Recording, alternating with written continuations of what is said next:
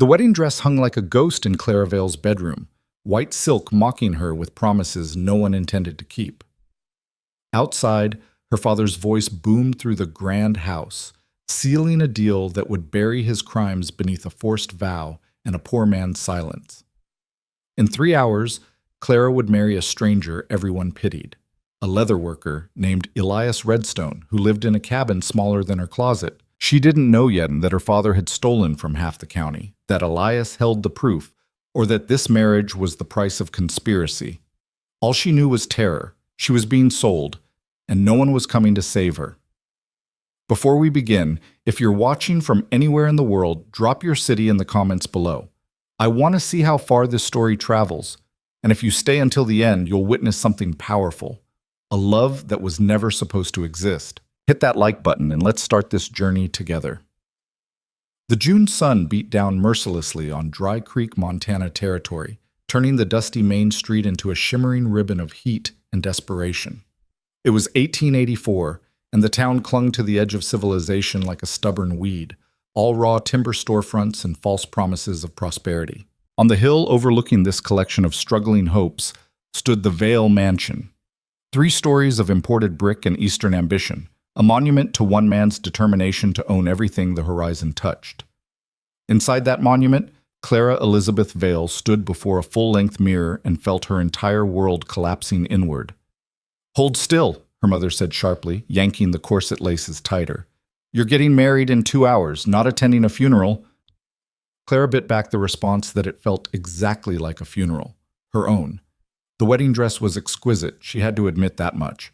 French lace over silk taffeta, pearl buttons marching down the back like tiny soldiers of her defeat. It had cost more than most families in Dry Creek earned in a year. Her father had made certain everyone knew that detail. "Mother," Clara whispered, watching her own pale reflection blur with unshed tears. "Please, there must be another way." Margaret Vale's hands stilled for just a moment, and Clara hoped, she might have found an ally. But when her mother spoke, her voice carried nothing but resigned practicality. "Your father has made his decision. A daughter's duty is to honor her family, Clara. You've had 20 years of comfort and privilege. This is the price." The price? As if she were merchandise, inventory to be moved when the ledger demanded balancing. Through the open window, Clara could hear the sounds of preparation below, servants setting up chairs in the garden, her father's booming laugh as he greeted early arrivals, the clink of champagne glasses being arranged on tables draped in white linen. Everything perfectly orchestrated, everything designed to demonstrate the Vale family's continued dominance over this rough territory. No one would guess that beneath all that lace and crystal, her father was desperate. Clara didn't know the specifics. Women weren't trusted with such things. But she'd heard the late-night arguments, seen the worried creases deepening around her mother's eyes, noticed the way her father's jovial mask slipped when he thought no one was watching. Something had gone wrong with his business dealings. Something serious enough that he'd summoned her to his study 3 weeks ago with a solution she could barely comprehend. "You'll marry Elias Redstone," he'd announced, not asked. "The ceremony will be June 15th. She'd actually laughed, certain it was some kind of cruel joke. Elias Redstone was nobody, a dirt-poor farmer who lived in a cabin at the edge of her father's property, barely scraping by on a few acres and whatever money he earned crafting leather goods. She'd seen him exactly twice in her life. Once at the general store, standing awkwardly while better-dressed men were served first, and once riding past their property on a horse so old it looked held together by hope and stubbornness. "Father, I don't understand. I've never even spoken to the man. She'd struggled to find words that wouldn't sound too cruel. "He's not of our class. People will think what I tell them to think." Her father's voice had turned cold. The tone that meant argument was useless. "The matter is settled, Clara. You will marry him, you will move to his property, and you will make the best of it. I expect you to conduct yourself with dignity and remember that you represent this family." 3 weeks. That's all the time she'd been given to reconcile herself to this incomprehensible fate. 3 weeks of her mother's tight-lipped silence, her father's refusal to explain, and the confused, pitying looks from their social circle when the engagement was announced. The gossip had spread like wildfire through Dry Creek's small society. Eleanor Hartwell, Clara's closest friend, had visited the day after the announcement, her eyes wide with scandalized curiosity. "Is it true?" Eleanor had whispered over tea in the parlor. "You're actually marrying the Redstone man? The one who lives in that hovel by Bitter Creek?" Clara had held her teacup with trembling hands, struggling to maintain composure. "My father believes it's an appropriate match." "Appropriate?" Eleanor's voice had climbed to a pitch that made Clara wince. "Clara, the man is practically a beggar. He wears the same 3 shirts in rotation. His cabin doesn't even have glass windows, just oiled paper. People say he's so poor he eats rabbit stew 4 nights a week." "Perhaps my father sees potential in him," Clara had offered weakly, hating how false the words sounded. Eleanor had leaned forward, her expression shifting from shock to something harder to read, concern mixed with a touch of excitement at being close to scandal. "Or perhaps your father has lost his mind. My mother says there must be money troubles. Why else would Edmund Vale give his only daughter to someone so far beneath her station?" Money troubles. The words had echoed in Clara's mind long after Eleanor left. It would explain so much: the tension in the house, her father's unusual irritability, the sudden economies that had crept into their household, despite his insistence that everything was fine. But even money troubles didn't explain why Elias Redstone specifically. If her father needed an advantageous marriage, there were wealthy ranchers' sons, mining investors from back east, even a railroad surveyor who'd shown interest in Clara at last winter's Christmas social. Why choose the one man in the entire territory who could offer nothing but humiliation? Now, standing in her wedding dress with her mother's hands pulling the silk tight around her ribs, Clara still didn't have an answer. She only had 2 hours until she became Mrs. Elias Redstone, bound by law and custom to a stranger who'd never asked for this any more than she had. "There," her mother said, tying off the final lace. "Beautiful. Your father will be pleased." Clara looked at herself in the mirror. The dress, the carefully arranged hair, the face pale as porcelain beneath the veil. She looked like a bride from a fairy tale, something precious and pampered being delivered to her happily ever after. The reality waiting for her couldn't have been further from any tale. At the same moment, 3 miles away in a cabin that might charitably be called rustic, Elias Redstone was having his own reckoning with impossible circumstances. He stood in the center of his single-room home, if you could call it that, trying to see it through the eyes of a woman who'd grown up with servants and imported furniture. The results were not encouraging. The cabin was clean, at least. He'd spent the past week scrubbing every surface until his hands were raw. But there was only so much that could be done with rough timber walls and a dirt floor covered by scattered rugs he'd made himself. The furniture consisted of a narrow bed in one corner, a table with 2 mismatched chairs, a trunk for his clothes, and shelves he'd built to hold his leather-working tools and supplies. A stone fireplace took up most of one wall, serving as both heat source and kitchen. Water came from a creek 100 yards away. The privy was outside. It was a home built for survival, not comfort, and certainly not for a woman who'd never worked a day in her life. Elias ran a hand through his dark hair, feeling the familiar weight of inadequacy settle across his shoulders. At 32, he'd long since accepted his place in Dry Creek's social order, somewhere below the actual townspeople but above the drifters and prospectors. He kept to himself, did his work, and tried not to notice the way better-dressed men looked through him like he was furniture. Now he was supposed to marry Edmund Vale's daughter. The absurdity of it still knocked the breath from his lungs when he let himself think about it too directly. Clara Vale, with her perfect posture and expensive dresses, coming to live in a cabin that didn't have a proper stove. Clara Vale, who'd probably never touched a washboard or hauled water or cooked over an open fire, suddenly expected to be a farmer's wife. Not that he'd asked for any of this. Elias walked to the small window, actual glass, a luxury he'd installed just last year, and looked out toward the Vale property in the distance. The mansion gleamed white on its hill, visible even from here, a constant reminder of exactly how far apart their worlds had been until Edmund Vale decided to bridge that gap with the most unlikely weapon imaginable, his daughter. The memory of that conversation still burned like acid in Elias's gut. It had been 4 weeks ago, late evening, when Edmund Vale had ridden up to the cabin on his expensive sorrel gelding. Elias had been working in his small garden, coaxing vegetables from the stubborn Montana soil, when he'd heard the hoofbeats. "Redstone," Vale had called out, not bothering to dismount. "I need a word."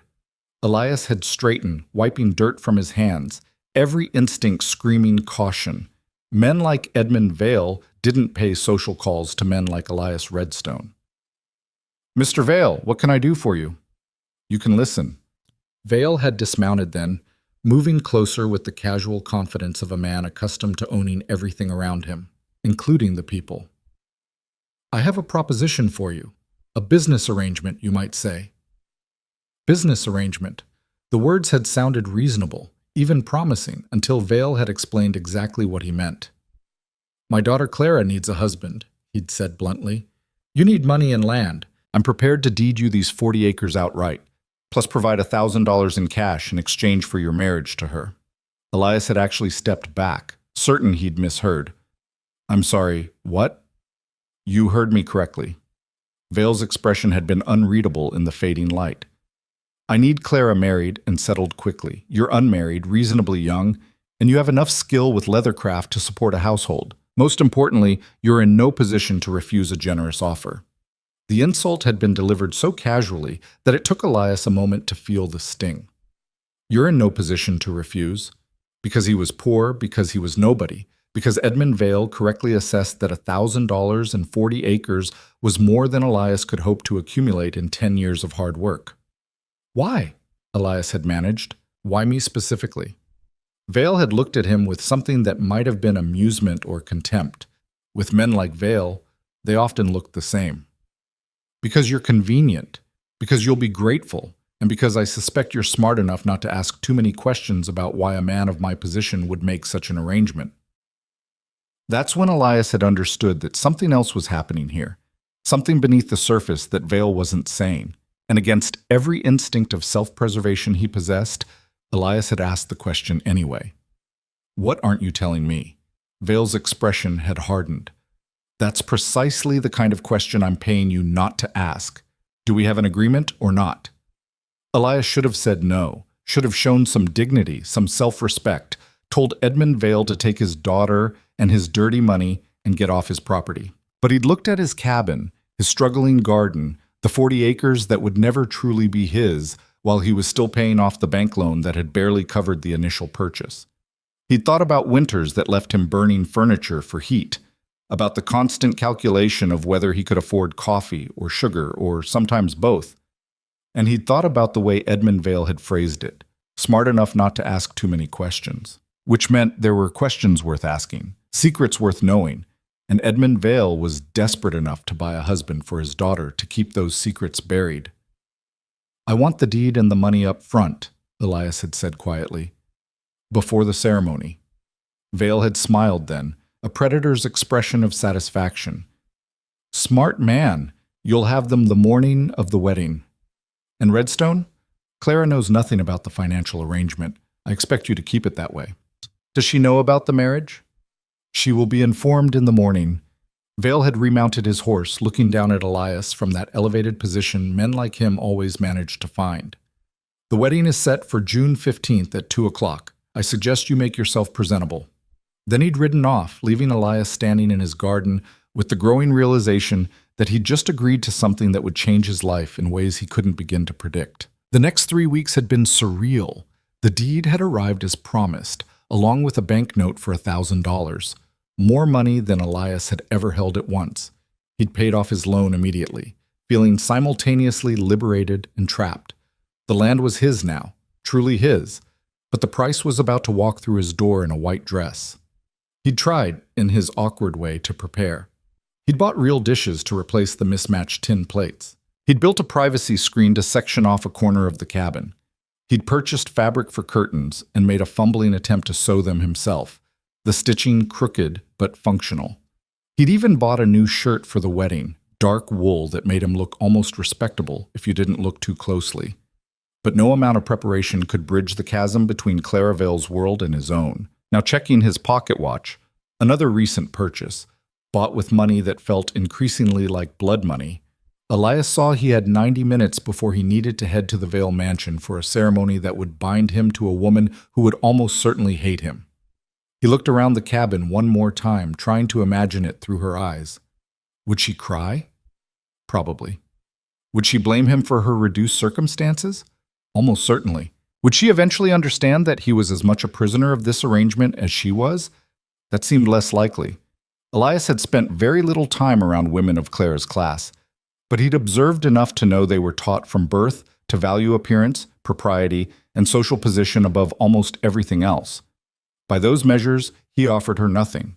Less than nothing. He offered her humiliation. The only thing he could offer that had any value at all was something Edmund Vale had specifically ordered him not to provide: the truth. Because in the 3 weeks since agreeing to this devil's bargain, Elias had done something that would have horrified his would-be father-in-law. He'd started asking questions, quiet questions, careful questions, the kind that didn't immediately reveal his purpose, but slowly assembled pieces of a puzzle Edmund Vale very much needed to keep scattered. What he'd learned had turned his stomach and confirmed his worst suspicions. Edmund Vale wasn't just facing money troubles, he was facing criminal exposure. Over the past 2 years, Vale had systematically stolen from families who'd entrusted him with their savings, small farmers, and struggling merchants who'd believed his promises of investment opportunities and guaranteed returns. He'd used their money to fund his mansion, his lifestyle, his position as Dry Creek's leading citizen. And when those investments had predictably failed, he'd falsified records to hide the theft. Elias knew this because he'd been watching Vale's business dealings for months before the marriage proposal, documenting transactions that didn't add up, collecting evidence of fraud that would destroy Vale if it ever became public. And Edmund Vale knew that Elias knew. That's what the marriage was really about, not finding Clara a husband, but buying Elias's silence. The $1,000 and the land were a bribe wrapped in the pretense of dowry. Clara was collateral, a human shield to ensure Elias would never reveal what he'd discovered, because who would believe accusations from a poor farmer about his own father-in-law? Who would pursue charges when it meant dragging Clara's name through scandal?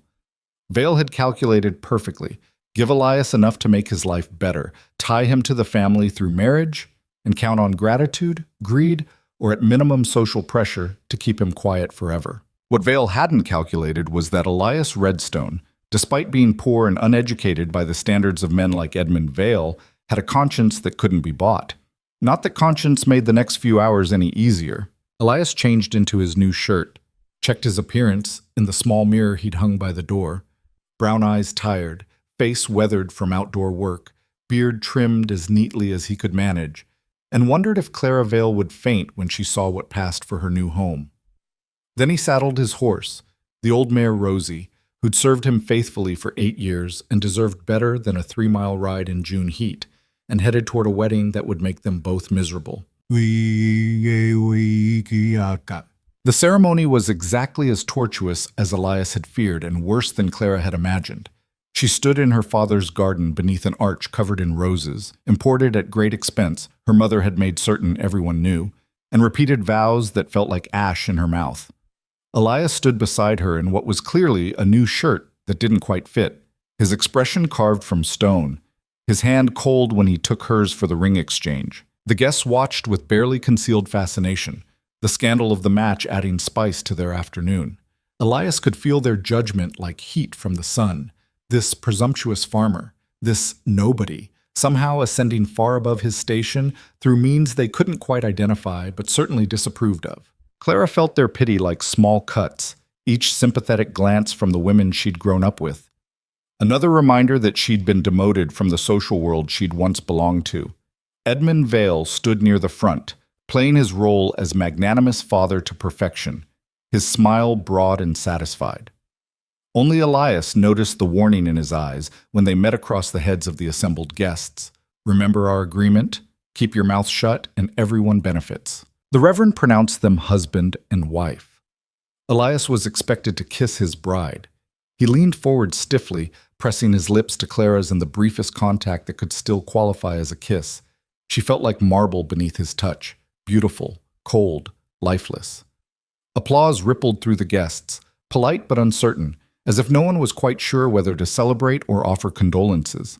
The reception that followed was even worse. Clara stood beside Elias at the head table, her smile fixed in place, while her father gave a toast about young love and new beginnings that made her want to scream.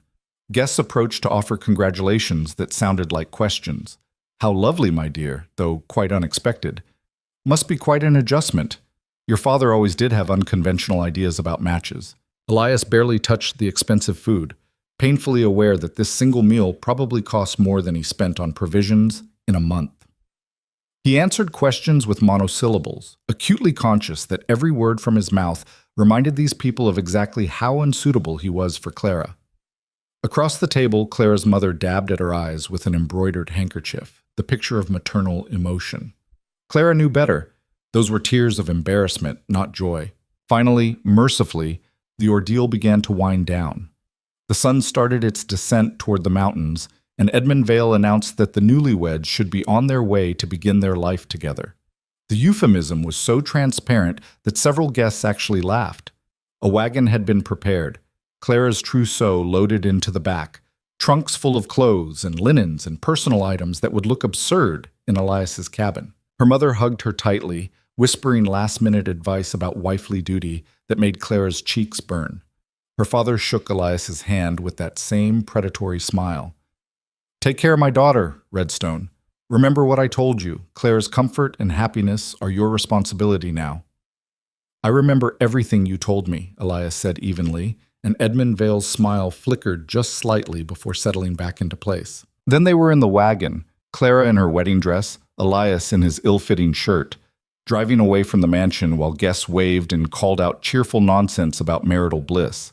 The moment they turned the bend and the mansion disappeared from view, the silence between them became absolute.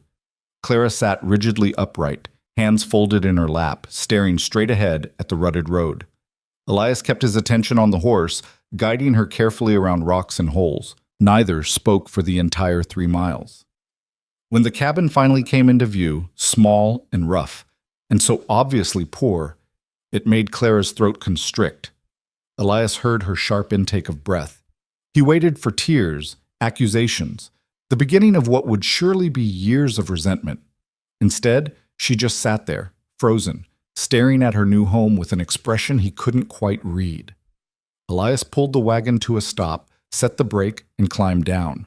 He walked around to Clara's side and offered his hand to help her down. She looked at that outstretched hand like it might contain a snake, then finally placed her gloved fingers in his palm and let him assist her to the ground. The moment her feet touched dirt, actual dirt, not the swept paths of her father's garden, something in her expression shifted. She looked down at her white wedding slippers, already dusty, then up at the cabin with its oiled paper windows and crooked door. "This is it?" Her voice was so quiet he almost didn't hear. "This is home," Elias said, and hated how the word sounded like an apology. Clara turned slowly in a circle, taking in the small barn, the struggling garden, the creek visible through sparse trees, the endless expanse of frontier that stretched away in every direction. No neighbors within shouting distance. No manicured lawns, no gas lamps or imported rugs or crystal chandeliers. Just land and sky and the small cabin that represented the absolute limit of what Elias Redstone could provide. When she turned back to face him, Elias expected tears. Instead, her eyes were dry, her expression settling into something harder than sadness, resignation mixed with anger, grief wrapped in forced dignity. "I'd like to see the inside," she said formally, as if requesting a tour of a hotel rather than the place she'd be spending the rest of her life. Elias nodded and led her to the door. He pushed it open, and Clara stepped across the threshold into her new existence. She stood in the center of the single room and did another slow turn, cataloging everything with eyes that missed nothing. The narrow bed, the rough table, the dirt floor covered by rugs that couldn't disguise what lay beneath, the stone fireplace with its collection of mismatched cookware, the privacy screen he'd built, pathetic in its obvious inadequacy. "One room," she said finally. Not a question. Just confirmation of a terrible truth. "I built the screen," Elias offered, gesturing toward the corner. "For privacy. You'll sleep there. I'll take the other corner by the fireplace." Clara looked at him sharply, something flickering across her face. Surprise? Relief? He couldn't tell. "You don't expect—" She stopped, color rising in her cheeks. "That is, you're not planning to—" "We're married because your father wanted it," Elias said bluntly, deciding that at least in this they could be honest. "I'm not going to force you into anything you don't want. The marriage is legal, but what happens between us is your choice." The relief on her face was unmistakable and somehow more painful than any accusation could have been. Of course, she'd been terrified of that aspect of this nightmare. Of course, she'd spent the entire wagon ride dreading the moment when the stranger she'd been given to would claim husbandly rights over her body. "Thank you," she whispered, and the gratitude in her voice for such a basic human decency made Elias feel sick. "Your trunks," he said, desperate to focus on something practical. "I'll bring them in. You can settle in. Unpack." He escaped outside before she could respond, suddenly needing air that didn't contain her fear and his shame. Behind the wagon, he leaned against the rough wood and stared up at the sky that was just beginning to show evening stars. What had he done? What had Edmund Vale done? And how were two complete strangers supposed to survive this mess when neither of them had chosen it? Inside the cabin, Clara stood motionless in the center of the single room that was now her entire world, her wedding dress a cruel joke against the rough walls, and tried very hard not to let herself shatter into pieces. She'd been trained her entire life for this, for marriage, for running a household, for supporting a husband and raising children in comfort and respectability. But standing in Elias Redstone's cabin, looking at the dirt floor and the single narrow bed and the stone fireplace that would be her kitchen, Clara realized with devastating clarity that everything she'd been taught was useless here. She didn't know how to cook over an open fire. She didn't know how to haul water or wash clothes without a servant, or grow food, or survive in a place that had no gas lamps, no running water, no privacy, no comfort of any kind. She'd been prepared for marriage, yes, but not for this. Outside, she heard Elias moving around the wagon, the sound of her trunks being unloaded. In a moment, he would bring them inside and she would have to face him again. This stranger who was now her husband, this man whose poverty had just become her poverty, whose life had just become her prison. Clara closed her eyes and tried to remember her father's face during that awful conversation 3 weeks ago, tried to understand why he would do this to his own daughter. But all she could remember was his cold certainty. "The matter is settled, Clara," as if she were a business transaction being closed, as if her entire life, her hopes, her future, were nothing more than items in a ledger to be balanced. The door opened and Elias came in carrying the first trunk, his expression carefully neutral. He set it down near the privacy screen and went back for another without speaking. Clara watched him work. This man she was bound to, and felt the full weight of her new reality settle over her like a burial shroud. This was her life now. This cabin, this stranger, this endless frontier with no escape. And somewhere 3 miles away on his hill, her father was probably pouring himself expensive whiskey and congratulating himself on a problem solved. The sun set behind the mountains, and the first night of Mr. and Mrs. Elias Redstone's married life began in silence, resentment, and the terrible knowledge that neither of them had any idea how to survive what came next. The first morning of Clara's new life began with humiliation so complete she wondered if she would ever feel dignity again. She woke to gray dawn light filtering through the oiled paper windows, her body aching from a night spent on the narrow bed behind the privacy screen. The mattress was lumpy, stuffed with what smelled like dried corn husks, and the single blanket Elias had provided was rough wool that scratched her skin even through her nightgown. She'd lain awake for hours listening to unfamiliar sounds. Crickets, an owl, the creek running over stones. And somewhere in the darkness beyond the screen, Elias's quiet breathing as he slept on the floor by the fireplace. Now, sitting up and pushing her tangled hair from her face, Clara faced her first real problem. She desperately needed the privy, but she had no idea where it was. She dressed quickly in the simplest gown she owned, which still had more buttons and layers than seemed practical for a cabin in the wilderness, and emerged from behind the screen to find Elias already awake. He was crouched by the fireplace, coaxing flames from last night's coals, his shirt rumpled from sleep, his dark hair falling across his forehead. He looked up when she appeared, and Clara saw her own awkwardness reflected in his expression. "Morning," he said, standing. "There's a basin on the table if you need to wash. Water's from the creek. It's cold, but clean." "Thank you." Clara hesitated, feeling her cheeks burn with embarrassment. I need to—" Understanding crossed his face, saving her from having to finish the sentence. "The privy's out back, about 50 feet. You'll see the path." Clara nodded and moved toward the door, but Elias cleared his throat. "You might want to put on different shoes. The ground's rough. She looked down at her delicate house slippers, then at his worn boots, and felt the first sharp edge of reality cut through her fog of misery. Her shoes weren't made for dirt paths and rough terrain. Her clothes weren't made for hauling water or cooking over fires. She herself wasn't made for any of this. "I don't have different shoes," she admitted quietly. Something shifted in Elias's expression, not quite pity, but close enough to make her throat tighten. He walked to his trunk and pulled out a pair of worn leather boots that had clearly seen better days. "These were my mother's. They might fit. They're old, but they're better than what you've got." Clara took the boots, their leather soft with age and use, and felt an unexpected tightness in her chest. His mother's boots. The only thing of value he seemed to own from a woman who was gone, and he was offering them to a stranger who'd been forced into his life. "Thank you," she whispered, and this time the words felt heavier, weighted with something more than mere politeness. The boots were too large, but they were infinitely better than slippers. Clara stepped outside into her first Montana morning as a married woman and felt the world expand around her in ways that were both terrifying and oddly beautiful.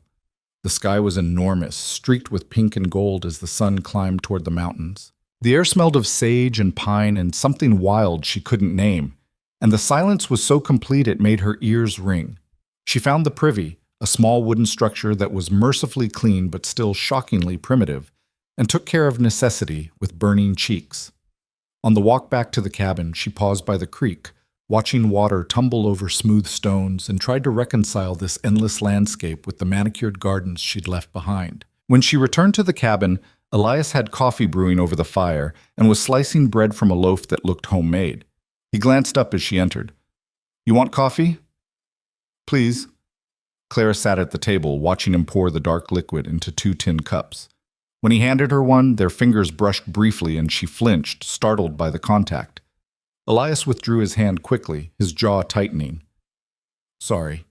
No, Clara stopped, unsure how to explain that she'd spent her entire life being touched only by family and servants. That casual contact with a man, even her husband, felt foreign and alarming. "It's fine. Thank you for the coffee." They sat across from each other in uncomfortable silence, the bread between them. Clara took a cautious sip of coffee and nearly choked. It was strong enough to strip paint, bitter and harsh without the cream and sugar she was accustomed to. "Too strong?" Elias asked, and she heard the edge in his voice, the defensiveness of a man expecting criticism. "Just different from what I'm used to." Clara forced herself to take another sip, determined not to be the pampered princess he clearly thought her to be. "I can adjust." Elias studied her for a moment, his brown eyes unreadable, then pushed the bread toward her. "You should eat. There's butter in the crock if you want it." The bread was coarse and dense, nothing like the light rolls her mother's cook had made, but Clara was hungry enough not to care. She buttered a slice and ate in small bites, trying not to think about the elegant breakfast she'd taken for granted her entire life: eggs and bacon, fresh pastries, fruit preserves, hot chocolate in china cups. "I need to do the morning work," Elias said when they'd finished. "Feeding the chickens, checking the garden, bringing in water. You can, I don't know. Unpack your things, I suppose, get settled." "I could help," Clara offered, the words coming out before she'd really thought them through. Elias looked at her as if she'd suggested flying to the moon. "Help?" "With the work, the morning chores." Clara lifted her chin, stung by his obvious skepticism. "I'm perfectly capable of learning." "You ever fed chickens before?" "No, but..." "Hauled water from a creek?" "No, but I'm not an idiot." "Weeded a garden?" Elias's voice was flat, without mockery, but also without hope. "Gathered eggs? Split firewood? Done laundry without a washwoman to do it for you?" Clara felt heat flood her face. "I can learn," she said tightly, "unless you prefer I sit inside doing needlework while you do everything yourself."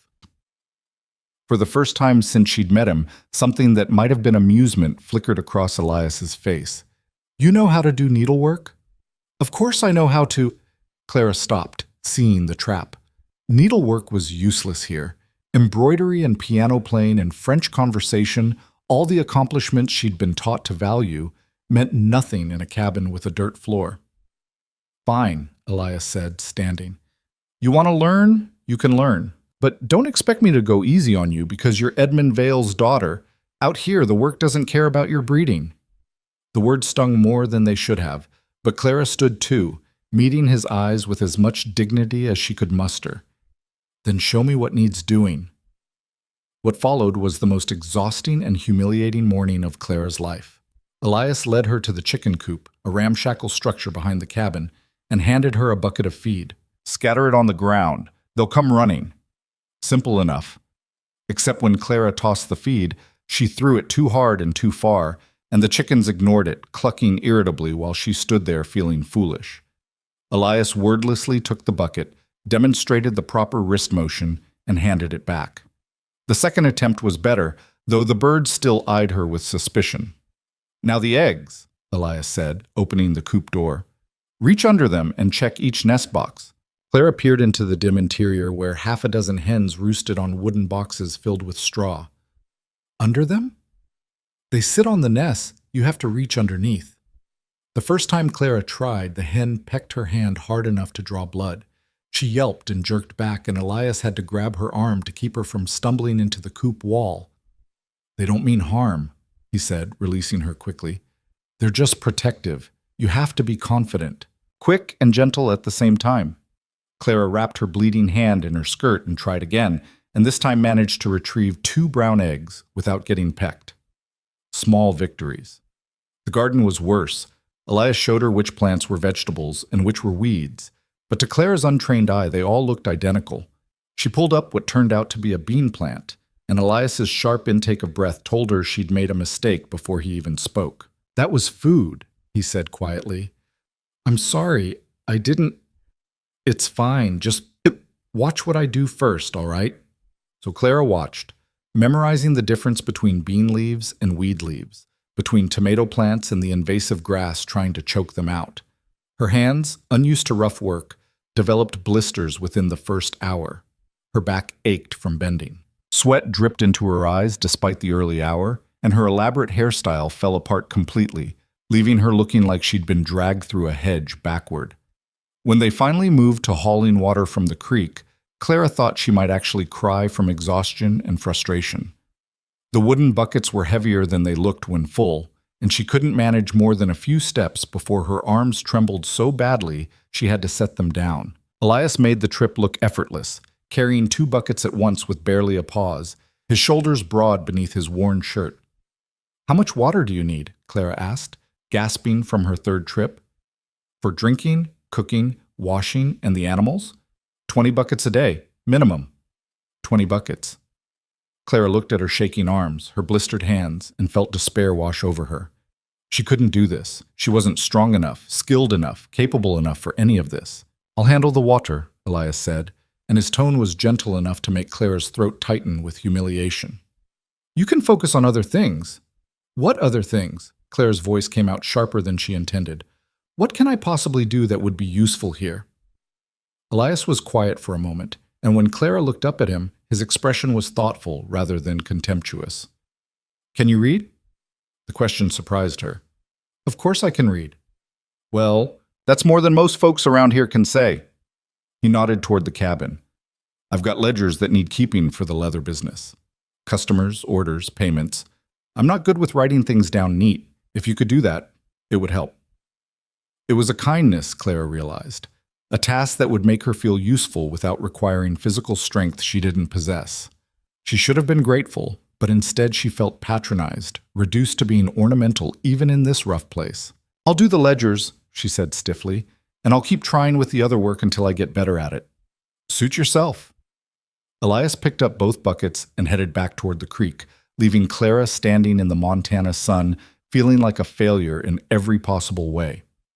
The rest of that first week passed in a blur of awkward silences, small disasters, and painful learning. Clara burned the first meal she attempted to cook over the open fire, producing something that resembled charcoal more than food. Elias ate it without complaint, but she saw him wince with each bite and felt her inadequacy like a physical weight. "I can cook," she said defensively. "I watched our cook make things hundreds of times." "Watching isn't the same as doing." Elias pushed the burned mess around his plate.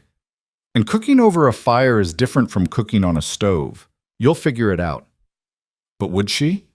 Clara lay awake that night behind the privacy screen, listening to Elias move quietly around the cabin, and wondered if she would ever figure any of this out.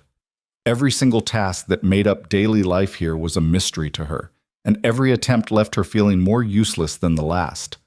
The laundry was a disaster. She'd never actually washed clothes before, had never even watched it being done beyond seeing servants collect dirty linens and return them clean. When Elias showed her the washboard and explained the process, Clara had stared at him in disbelief. You scrub them? By hand? All of them? How did you think laundry got clean? Clara had no answer for that. In her world, clothes simply appeared clean in her wardrobe, like magic performed by invisible hands. Now, those hands were supposed to be hers, and they had no idea what they were doing.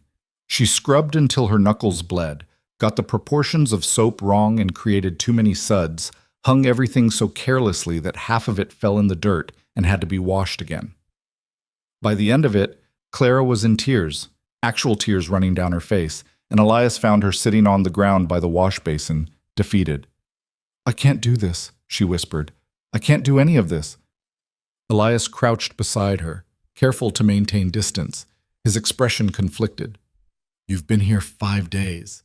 Nobody learns everything in 5 days. You did. I grew up doing this kind of work. My mother taught me before she died, and I've been on my own since I was 16. You've had a different life. The sympathy in his voice made everything worse. Clara wiped at her eyes with her dirty hands, probably smearing mud across her face. My father sent me here to punish me. Why would he punish you? I don't know. Clara's voice broke on the words. I must have done something wrong, said something I shouldn't have, been a disappointment somehow. Why else would he give me to...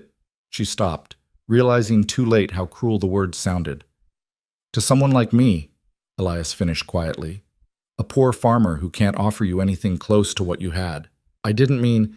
It's true, though. Elias stood, putting more space between them. I can't give you the life you're used to. Can't give you servants or fancy dresses or any of the things your father's money bought. All I've got is this cabin and 40 acres and my leather work. It's not much. Then why did you agree to marry me? The question burst out of Clara before she could stop it, weeks of confusion and anger finally finding voice. If you knew what kind of life I came from, if you knew I'd be useless here, why did you say yes? Elias was silent for so long that Clara thought he wouldn't answer. When he finally spoke, his voice was carefully controlled. Your father made me an offer I couldn't refuse. The details don't matter. What matters is we're both stuck with this arrangement now, and we can either make each other miserable or we can try to find a way through it. What kind of offer? Clara pressed, sensing something important beneath his evasion. What could my father possibly offer you that would make you want to marry a complete stranger? It's not your concern. How is it not my concern? I'm your wife. You're your father's daughter, Elias shot back, and there was an edge to his voice now, something sharp and bitter. And some things are between him and me. Clara stared at him, seeing for the first time that there was more to this arrangement than she'd understood. Her father and Elias had some kind of agreement, some transaction that neither of them wanted her to know about. She was the commodity being exchanged, but she didn't even understand the terms of the trade. Tell me, she said. I deserve to know why my life was upended. Maybe you do. Elias met her eyes, and Clara saw conflict there, warring impulses pulling him in different directions. But I made a promise to your father, and for now, I'm keeping it. Let it go, Clara. It was the first time he'd used her name, and hearing it in his rough voice did something strange to her chest, but the refusal to explain stung worse than any physical labor had. Fine, she said coldly. Keep your secrets, keep everything to yourself, but don't pretend we're partners when you won't even be honest with me. She pushed past him, heading back to the cabin, and spent the rest of the day maintaining a frigid silence that Elias didn't try to break. But despite the anger, despite the humiliation and exhaustion, something was shifting between them whether they wanted it to or not. Small moments accumulated like pennies in a jar. Elias began leaving the gentler tasks for Clara, shelling peas, mending clothes, keeping the ledgers he'd mentioned. She threw herself into the work she could manage, determined to prove she wasn't completely useless. The ledgers revealed that Elias's leather business was more substantial than she'd realized. He had regular customers throughout the territory, orders for saddles and harnesses and belts that brought in steady money, even if it wasn't the fortune her father commanded. "You're good at this," Elias said one evening, looking over the neat columns she'd created, tracking income and expenses with a precision he'd never managed. "Better than good. You can see patterns I missed, which customers pay late, which orders are most profitable." The praise, small as it was, felt like water in a desert. "I help my father with his books sometimes," Clara admitted, "before he decided I should focus on being decorative instead of useful." Elias looked at her sharply. "He told you that?" "Not in those words. But that's what all the lessons were for. Piano and French and watercolors. How to be an attractive ornament in someone's house." Clara heard the bitterness in her own voice and didn't try to hide it. "Turns out I'm not even good at that since he married me off to get rid of me." "Maybe he didn't marry you off to get rid of you," Elias said slowly. "Maybe he had other reasons." "What reasons could possibly— Let me show you something." Elias pulled a wooden box from beneath his bed and opened it carefully. Inside were papers, documents, ledgers, correspondence. He hesitated, his hand hovering over them, then seemed to make a decision. "Your father's been stealing from people, from families who trusted him with their money." Clara felt the words like a physical blow. "What?" "For the past 2 years, he's been running investment schemes that were never real. Taking money from farmers and merchants, promising returns he never intended to pay." Elias pulled out a sheaf of papers covered in numbers. "I've been documenting it. Transaction records, falsified reports, testimonies from people he cheated." The room seemed to tilt around Clara. "That's not possible. My father is a respected businessman. He wouldn't—" "He did." Elias's voice was gentle but firm. "And he knows I have proof. That's why he wanted this marriage, Clara. I'm not some lucky farmer who rose above his station. I'm the man who could destroy your father's reputation and freedom with one trip to the territorial marshal." Clara's mind raced, pieces clicking together with horrible clarity. The tension in her house, her father's desperation, the inexplicable marriage to a poor stranger. "He bought your silence." "He tried to. Gave me this land and money, tied me to the family so I'd have too much to lose by exposing him." Elias closed the box, his expression pained. "I told myself I wouldn't tell you, that it wasn't fair to put that burden on you. But you deserve to know why you're here." "So I'm collateral," Clara said numbly. "Insurance to make sure you keep quiet." "That's what your father intended." "Yes." Clara sat very still, processing this revelation that recontextualized her entire existence. Her father hadn't sent her away because she'd disappointed him. He'd sent her away to protect himself from justice. She wasn't a daughter being provided for. She was a human shield. "What are you going to do?" she asked finally. "Are you going to expose him?" Elias was quiet for a long moment. "I don't know yet. Part of me wants to see him face consequences for what he did. Those families he stole from, some of them lost everything. But the other part knows that if I destroy your father, I destroy your family, your mother, your reputation, you. So you're protecting me by staying silent? I'm trying to figure out what's right, and I'm realizing there might not be a clear answer." Elias met her eyes, and Clara saw genuine conflict there. "I'm sorry you were dragged into this. You didn't deserve to be used like this."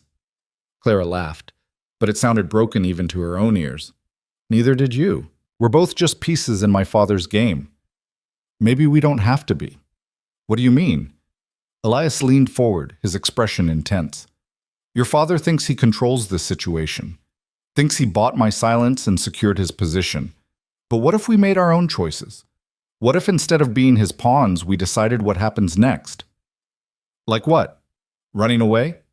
You have land here now, a business. I have nowhere to go." "Not running away, standing up." Elias's voice took on a strength Clara hadn't heard before. "There are people in this territory who deserve justice for what your father did. Maybe we're the ones who can give it to them." Clara felt something shift in her chest, fear mixed with a dangerous spark of possibility. "He's my father. I know. If we expose him, it will destroy my family. I know that too."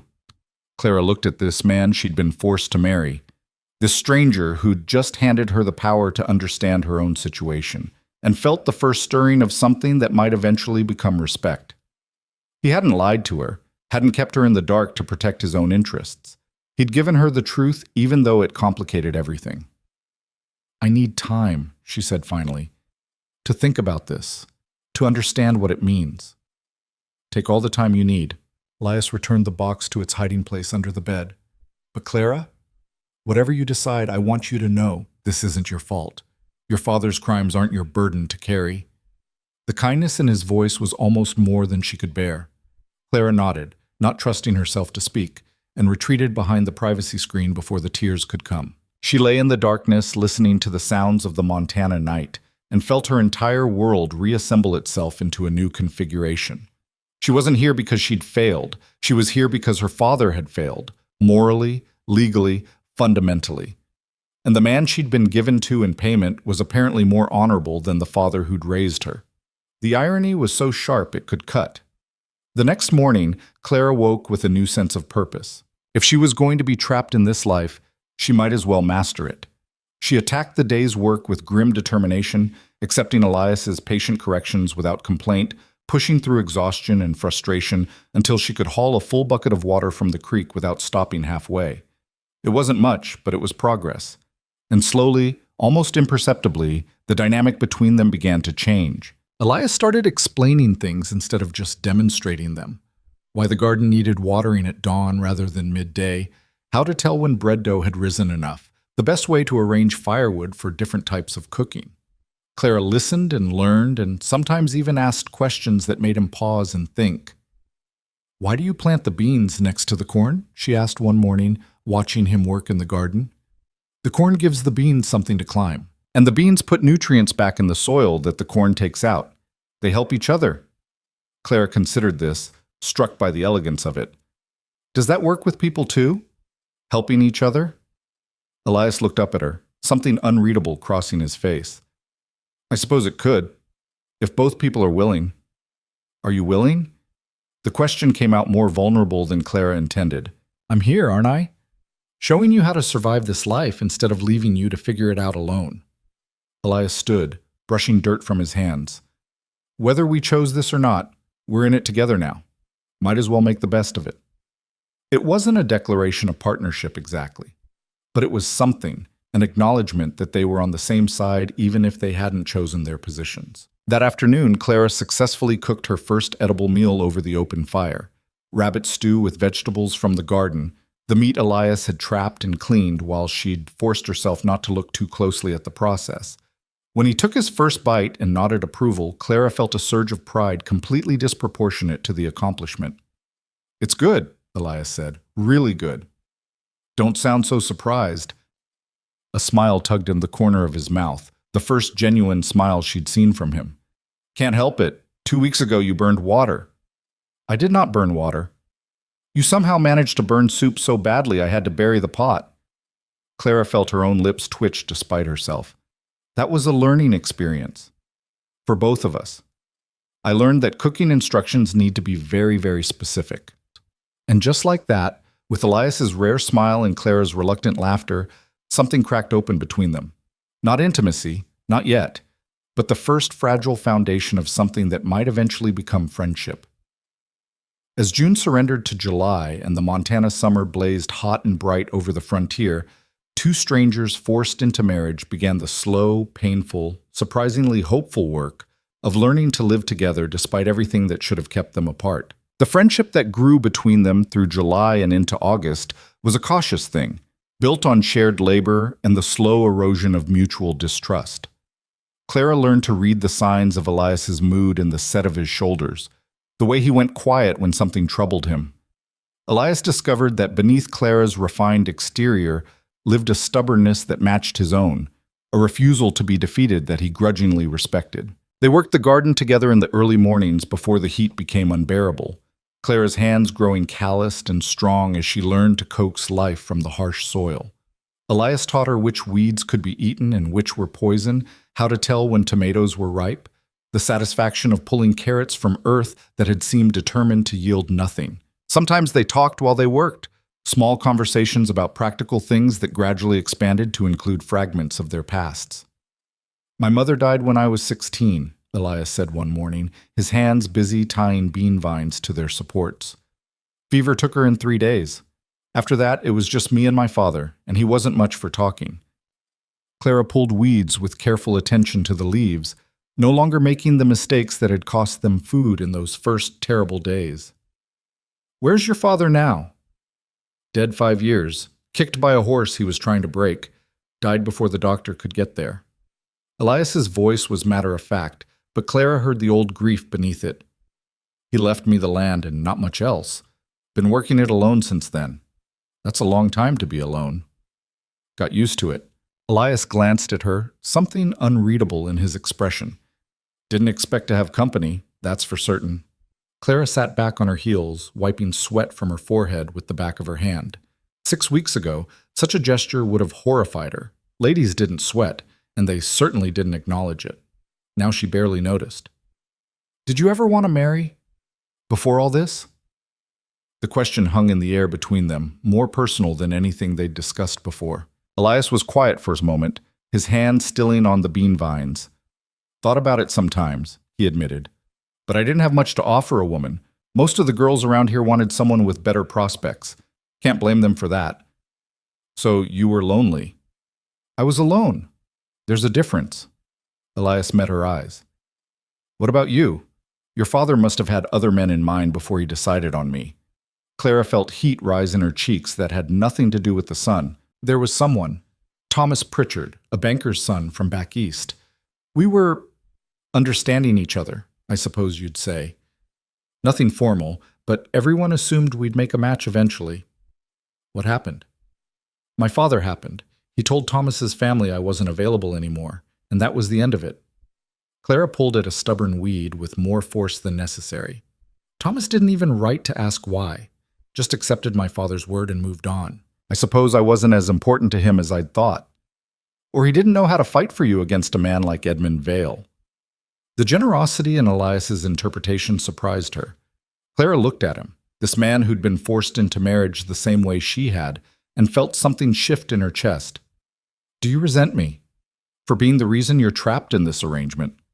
"You're not the reason. Your father is." Elias returned his attention to the beans, but his voice was gentle. "And I don't know if I'd call it trapped anymore. It's different than I expected." "Different how?" He took his time answering, and when he spoke, his words were careful, as if he was testing out the truth as he said it. "I thought you'd hate me. Thought you'd spend every day punishing me for not being good enough, for being poor and rough and everything you didn't want. But you're trying, working hard even when it's difficult. That counts for something." Clara felt unexpected warmth spread through her at his words. In all her life, no one had ever acknowledged her effort before, only the results, and usually to point out where they fell short. "You're not what I expected either." "What did you expect?" "I don't know. Someone cruel, maybe. Or someone who'd take advantage of having a wife who couldn't refuse him." Claire's voice dropped. "You've been kinder than you had any obligation to be." "A kindness shouldn't need obligation," Elias said quietly. "It should just be how people treat each other." The simple morality in his words made Clara's throat tighten. This man her father had dismissed as beneath their class had more genuine decency in him than anyone in her father's social circle. The realization was both comforting and deeply troubling. They finished the garden work in companionable silence, and when they headed inside for the midday meal, Clara found herself thinking that perhaps this life wasn't entirely unbearable after all. Hard, yes, lonely in some ways, but not without its own unexpected rewards. That afternoon, while Elias worked in his small leather shop, a lean-to structure attached to the barn, Clara sat at the cabin table updating his ledgers and noticed something that made her pause. The numbers told a story of increasing orders, growing demand for his work, but also revealed how much time and material each piece required. She did some quick calculations, then went to find him. He was cutting leather for a saddle, his hands sure and skilled as he worked the knife along carefully measured lines. Clara watched him for a moment, struck by the concentration on his face, the obvious pride he took in his craft. "You're undercharging," she said without preamble. Elias looked up, surprised. "What?" "For your work. You're charging less than the materials and time are worth." Clara held up the ledger. "That saddle you're making for Henry Morrison? You're charging him $40, but the leather alone cost you $22, and you'll spend at least 30 hours on the labor. You're barely making enough to cover expenses. Morrison's struggling. Lost half his herd to disease last spring. Can't charge him what I'd charge someone who has money. That's generous of you, but you can't run a business on generosity. You'll work yourself into the ground and have nothing to show for it. Clara sat on a nearby stool, warming to her subject. What if you had different prices for different customers? Full price for those who can afford it, reduced rates for those who can't. But you need to know what your actual costs are first. Elias set down his knife, giving her his full attention. You've been thinking about this. I've been looking at your books. You're good at what you do, Elias. People want your work because it's quality. But you're selling yourself short, and in a few years you'll be right back where you started, barely scraping by. Something flickered in his expression. Surprise, maybe, or the beginning of respect. Never thought about it that way. I just charge what seems fair. Fair to everyone except yourself. Clara opened the ledger, showing him the columns she'd created. Look, if you raised your prices by just 20% for customers who can afford it, you'd make enough to cover the reduced rates for those who can't, and still have money left over for improvements. Better tools, higher quality materials, maybe even hiring help eventually. Elias studied the numbers, his calloused fingers tracing down the columns. When he looked up, there was something new in his eyes, recognition that she had value beyond being an extra pair of hands in the garden. You're good at this, he said. Really good. Your father teach you business? Some, but mostly I learned by paying attention when I wasn't supposed to be listening. Clara felt a familiar bitterness rise. Women aren't supposed to understand money. We're supposed to spend it prettily and not ask questions about where it comes from. That's stupid. The blunt assessment made Clara laugh despite herself.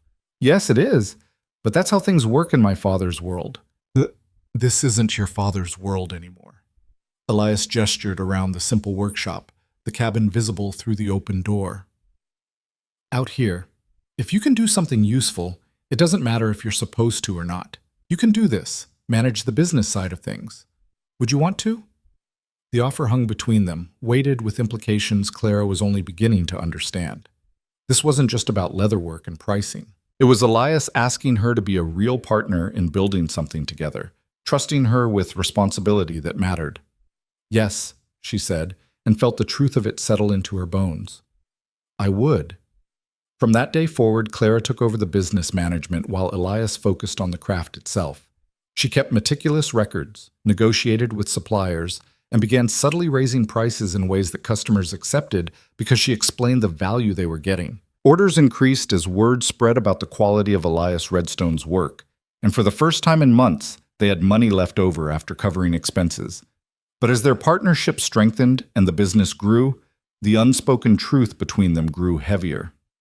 Clara knew about her father's crimes.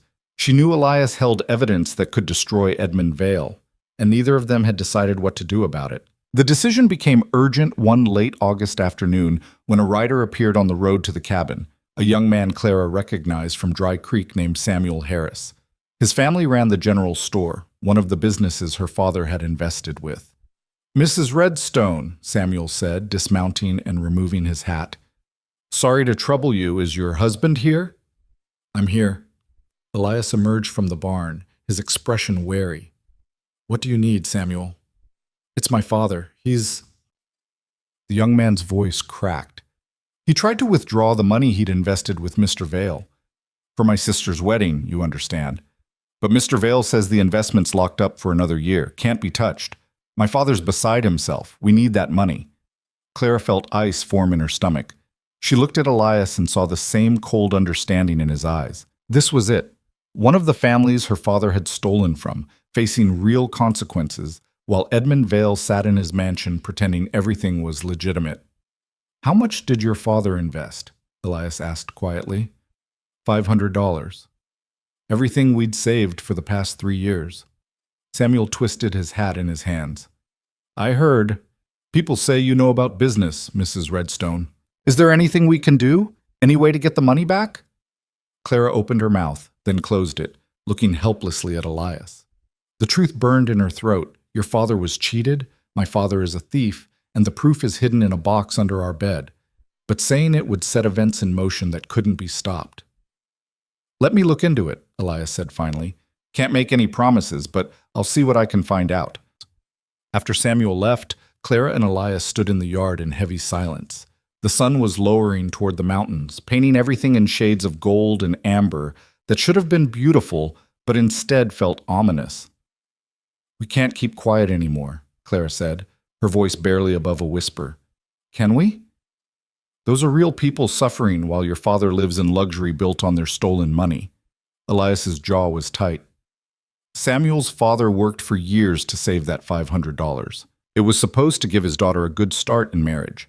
Now Vale's keeping it to cover his own debts. If we expose him, it will destroy my mother. She didn't do anything wrong. Neither did the Harris family, or the dozen other families he stole from. Elias turned to face her fully. I know this is hard, Clara. He's your father, but at some point we have to decide what's right, not what's easy. Clara wrapped her arms around herself, feeling torn in directions that might rip her apart. I need to talk to him first. Before we do anything, I need to hear him explain it himself. You think he'll tell you the truth?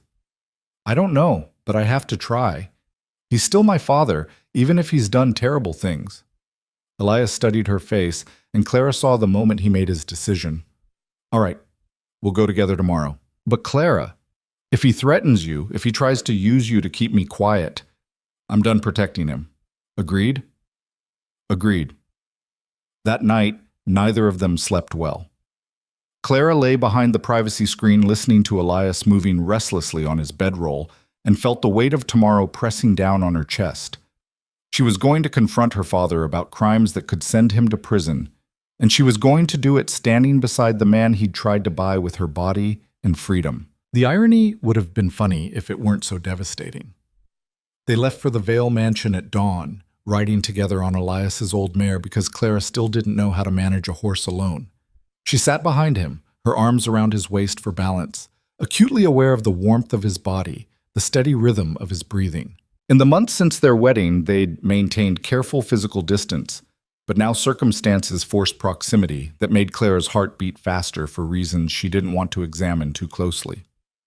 When the mansion came into view on its hill, gleaming white in the morning sun, Clara felt her stomach clench with complicated emotions. This had been her home. These walls had sheltered her entire life, and now she was returning to tear down the man who'd built them. A servant answered the door, her eyes widening when she recognized Clara. Miss Clara, I mean, Mrs. Redstone, we didn't know you were coming. Is my father here? In his study. Shall I announce you? No need. Clara pushed past the servant, Elias close behind her, and walked through the familiar halls with her head high. Let them all see, the servants, the staff, anyone who cared to notice, that Edmund Vale's daughter had returned with her husband, and she was no longer the obedient girl who'd left. She knocked once on the study door, then opened it without waiting for permission. Edmund Vale looked up from his desk, surprise flickering across his face before he masked it with false pleasure. Clara, what an unexpected visit. And Redstone, to what do I owe this honor? We need to talk, Clara said, her voice steadier than she felt. About your business dealings. About the families you've stolen from. The false pleasure vanished, replaced by cold fury. Vale stood slowly, his attention shifting to Elias. What have you been telling her? The truth, Elias said flatly. Something you should have done months ago. I warned you, Redstone. Our agreement was clear. Your agreement was blackmail, Clara interrupted, stepping between them. You gave him land and money to keep him quiet about your crimes. You used me as leverage. Did you really think I'd never find out? Vale's expression shifted to something almost pitying. Clara, sweetheart, you don't understand business. Don't. The word came out sharp as a slap. Don't treat me like I'm stupid. I've spent the past 2 months managing Elias's leather business, and I understand perfectly well how money works. I understand profit and loss and investment, and I understand theft when I see the evidence. What evidence? Vale's voice dropped to something dangerous. What exactly has your husband been showing you? Transaction records, falsified reports, testimonies from people you cheated. Clara lifted her chin, refusing to be intimidated. The Harris family needs their $500 back. They saved for years, and you promised them returns that were never real. The Harris investment is locked for a term. There is no investment. Clara's voice rose despite her attempt at control. You took their money and spent it on this house, on your lifestyle, on maintaining the appearance of success while actual families went without. How could you do that? For the first time, Edmund Vale's mask cracked, showing the desperation beneath. I had no choice. The mining venture failed, debts were coming due. I needed capital to cover losses. So you stole it from people who trusted you. I borrowed it. I fully intended to pay everyone back once the next opportunities paid off. With what money? Elias asked quietly. The next schemes that also failed? The new investors you'd cheat to cover the old debts? That's not borrowing, Mr. Vale. That's fraud. Vale's hands clenched on his desk. You self-righteous bastard. You think you're better than me because you're poor? At least I built something. At least I provided for my family instead of dragging them down to poverty. You built a prison, Clara said, and felt tears sting her eyes. You trapped yourself in lies, and when they started to collapse, you used your own daughter as a shield. How is that providing for family? Something flickered in Vale's expression. Guilt, maybe, or the first hint of shame, but it vanished quickly, replaced by familiar arrogance. What exactly do you want from me? You're married now? Settled. Redstone has land and money. Everyone got what they needed. The Harris family didn't get what they needed, Elias said. Neither did the Johnsons or the Mitchells or any of the other people you stole from. They need their money back, and they need the truth. If you expose this, it will destroy your mother, Vale said, directing his words at Clara. She'll be humiliated. Our family name will be ruined. Is that what you want? Clara felt the manipulation like hooks in her skin, pulling at the dutiful daughter she'd been raised to be. But she thought about Samuel Harris's face, the desperation in his voice when he talked about his sister's wedding. She thought about families losing their savings while her father drank expensive whiskey and pretended to be respectable. What I want, Clara said slowly, is for you to make this right. Pay back the people you stole from. All of them. However you have to do it. That's impossible. I don't have that kind of money anymore, so then sell this house. Clara gestured around the opulent study. Sell the furniture, the art, the imported rugs. Liquidate everything until those families get their money back. Vale's face went pale. You can't be serious. This is our home. It's a home built on theft, and Mother will survive losing it, but those families won't survive losing their life savings. Clara moved closer to her father's desk, her voice dropping. You have a choice, Father. Make restitution voluntarily, or Elias goes to the territorial marshal with his evidence and you face criminal charges. Either way, the truth comes out. But one way, you might salvage some dignity. The silence that followed was broken only by the ticking of the expensive clock on Vale's desk. He looked between Clara and Elias, seeming to truly see them for the first time. Not as pieces in his game, but as people capable of destroying everything he'd built. You'd really do this? Vale asked, and for the first time he sounded old. You'd destroy your own father? You destroyed yourself, Clara said, and felt something break inside her even as she said it. We're just refusing to help you hide it anymore. Vale sank into his chair, the fight draining out of him. For a moment, Clara saw not the powerful man who dominated her entire life, but a frightened, defeated human being facing the consequences of his choices. How long do I have? He asked quietly. 2 weeks, Elias said. Start making arrangements to return the money. We'll hold off going to the marshal until then. But if you don't follow through, if you try to run or hide assets, the deal's off. Vale nodded slowly, not meeting their eyes. Get out of my house. Father, get out! The roar was more pain than anger. You've made your position clear. Now leave me alone.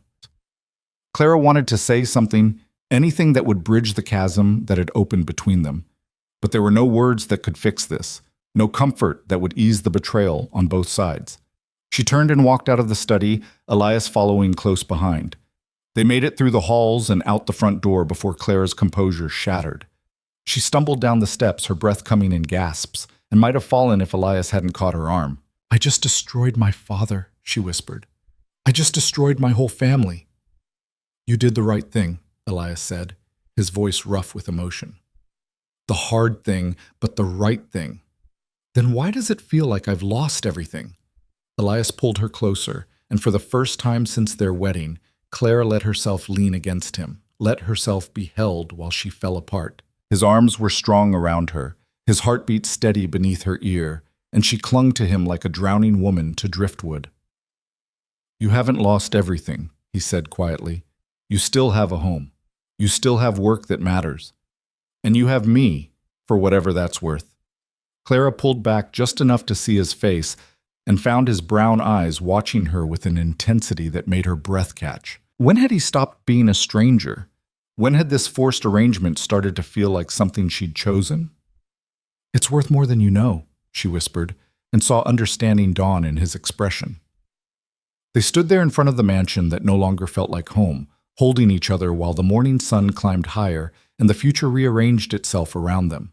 Whatever happened next, whether her father followed through or tried to run, whether the truth destroyed her family's reputation or somehow led to redemption, Clara knew with absolute certainty that she wouldn't face it alone. She had Elias. And against all odds, in defiance of everything that should have kept them apart, she was beginning to realize that might be enough. The ride back to the cabin was quiet, but not uncomfortable. Clara sat behind Elias with her arms around his waist, her cheek pressed against his back, and felt the foundation of something new building between them. Not the marriage they'd been forced into, but the partnership they were choosing to create from the wreckage of her father's schemes. When they reached home, and Clara realized with a start that she'd started thinking of the cabin as home, Elias helped her down from the horse with gentle hands, his fingers lingering on her waist a moment longer than necessary. "You all right?" he asked. "I don't know yet. Ask me again when this is over." "Fair enough." Elias led the horse toward the barn, then paused and looked back at her. "Clara, what you did today took real courage. Your father's wrong about a lot of things, but he was especially wrong about you. You're stronger than he ever gave you credit for." The compliment settled into Clara's chest like a warm stone, something solid to hold on to when everything else felt uncertain. She nodded, not trusting her voice, and watched Elias disappear into the barn. Then she went into the cabin, sat at the table with the leather business ledgers spread before her, and started planning for a future she was finally beginning to believe in. A future built not on her father's money or status, but on honest work and the unexpected partnership of two people who'd been forced together and somehow found something real in the ruins of that coercion. The storm was coming. Clara could feel it building like pressure before rain. But when it broke, she wouldn't face it as Edmund Vale's obedient daughter anymore. She'd face it as Clara Redstone, a woman who'd chosen truth over comfort and was learning to build a life worth living from nothing but determination and the tentative trust of a man who'd given her every reason to hate him and instead earned something far more dangerous: her respect, her partnership, and the first stirrings of something that felt terrifyingly like love. The 2 weeks that followed their confrontation with Edmund Vale felt like living on the edge of a cliff, waiting to see if they'd be pulled back to safety or pushed into the void. Clara threw herself into work with an intensity that bordered on desperation, updating ledgers until her eyes burned, negotiating with suppliers with a sharpness that surprised even Elias. If she stayed busy enough, she could almost forget that she'd essentially declared war on her own father. Almost. Elias watched her with concern that he tried to hide, but Clara caught him looking at her when he thought she wasn't paying attention. During meals, while they worked the garden, in the evenings when she sat hunched over the account books by lamplight, she knew what he was seeing: a woman holding herself together through sheer force of will, refusing to acknowledge the cracks spreading through her foundation. On the 5th day after their visit to the mansion, Clara's mother arrived unannounced. Clara was outside hanging laundry, a task she'd finally mastered after ruining 3 of Elias's shirts by hanging them wrong and having them blow away. When she heard the carriage, she turned to see the familiar black vehicle rolling up the dirt road, looking absurdly elegant against the rough frontier landscape. Her hand stilled on the wet cloth she'd been pinning to the line. She hadn't seen her mother since the wedding, hadn't even received a letter. The silence had hurt more than Clara wanted to admit, a confirmation that she'd been cut off from the only family she'd ever known. The carriage stopped, and Margaret Vale stepped out, her traveling dress immaculate despite the dusty road, her face carefully composed into an expression Clara couldn't quite read. The driver helped her down, and she stood for a moment looking at the cabin, the clothesline, and her daughter with dirty hands and wind-blown hair. "Mother," Clara said, her voice catching despite her best efforts to sound calm. "Clara." Margaret moved closer, her eyes taking in every detail. The two large boots, the simple dress worn thin from work, the calluses visible on Clara's hands. "May we speak privately?" Clara glanced toward the barn where Elias was working on a saddle order. "Of course. Come inside." Leading her mother into the cabin felt surreal, like mixing two worlds that were never meant to touch. Margaret's eyes swept the single room, the dirt floor, the rough furniture, and Clara saw her trying to hide her reaction. Was it pity? Disgust? Grief? "Would you like coffee?" Clara offered, falling back on the manners she'd been taught even as her heart hammered against her ribs. "No, thank you." Margaret sat carefully on one of the wooden chairs, arranging her skirts as if she were in a parlor instead of a cabin. "I won't stay long.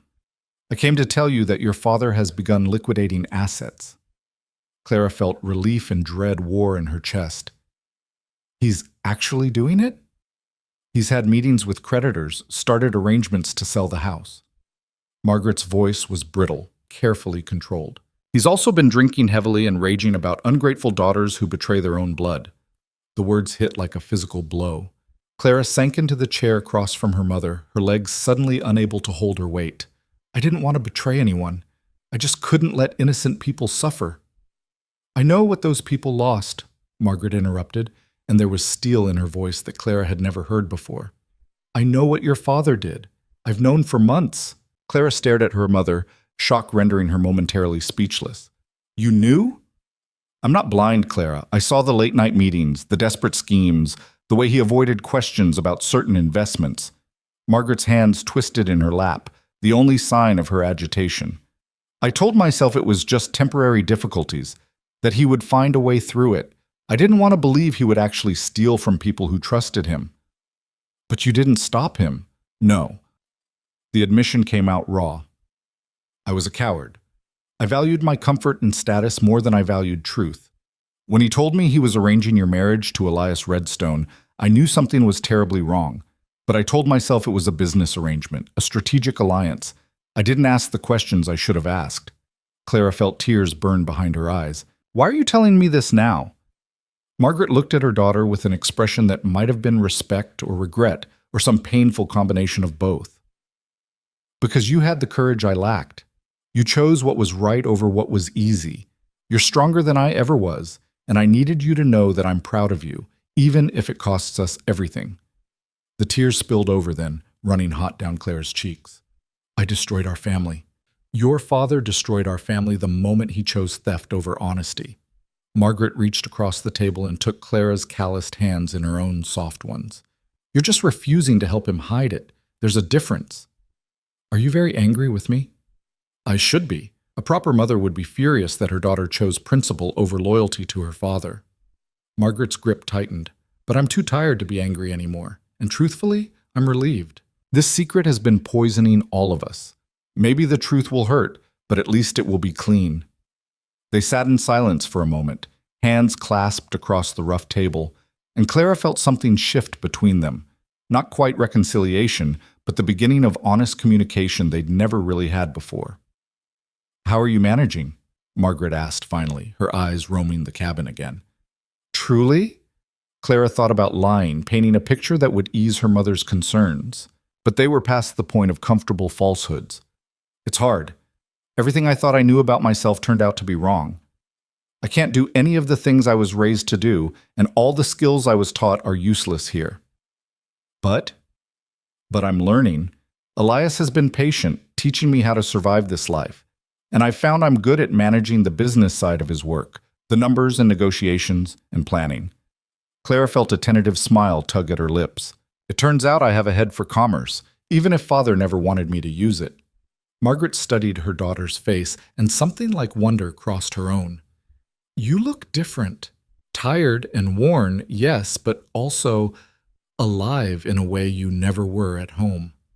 "I feel alive," Clara admitted, "terrified and exhausted and completely out of my depth. But alive, like what I do actually matters." "And your husband? How does he treat you?" Clara felt heat rise in her cheeks. "With more respect than I deserved at the beginning.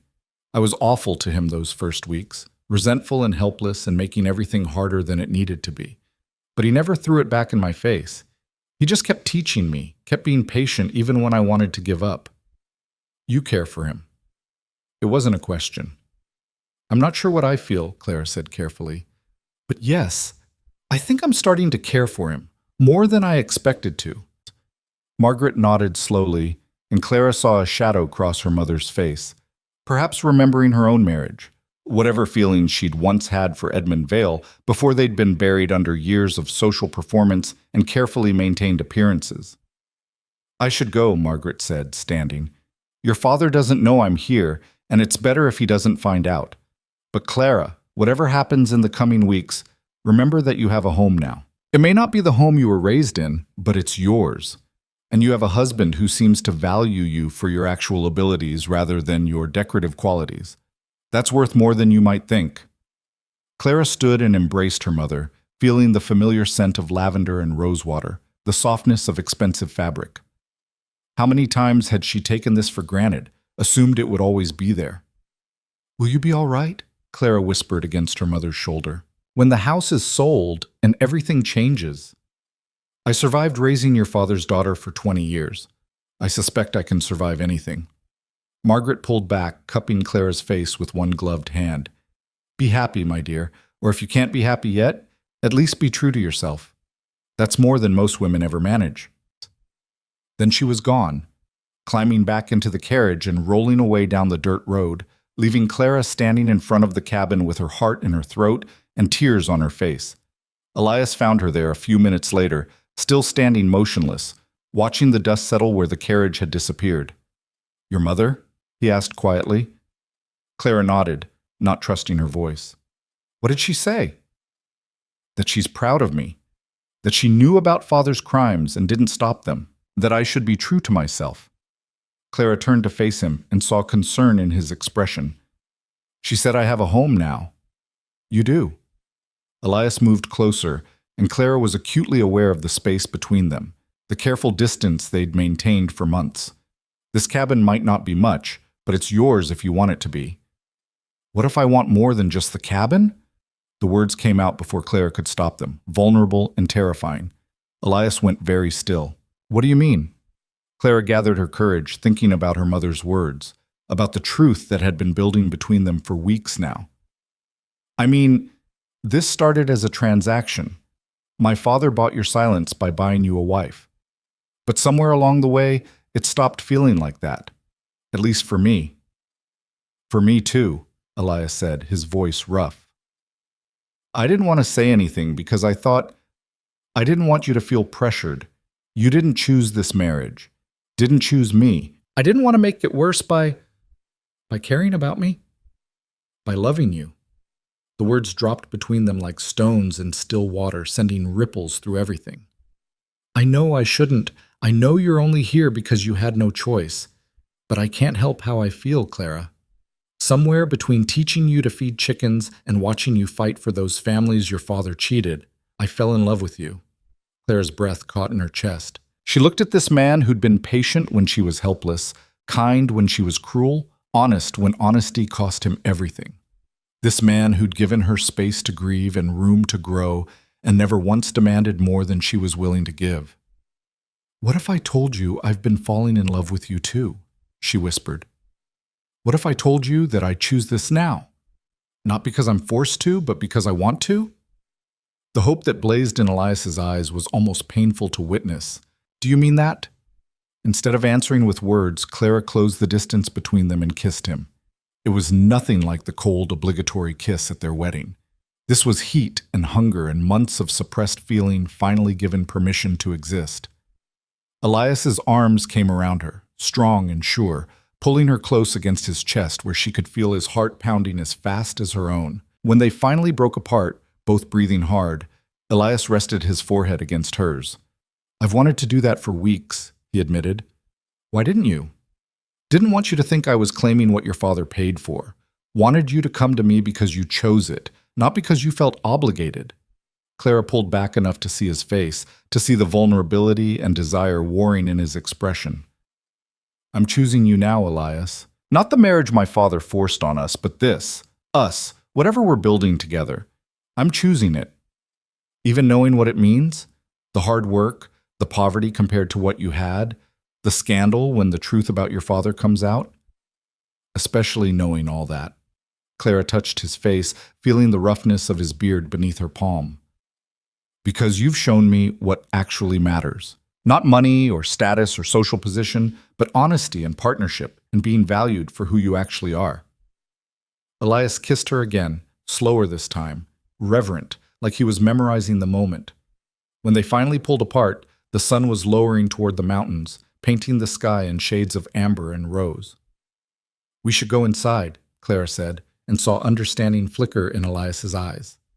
That night, the privacy screen came down, and Clara learned that choosing Elias, truly choosing him, with her whole heart and body and future, felt nothing like the forced duty she'd dreaded, and everything like coming home to a place she'd been searching for without knowing it.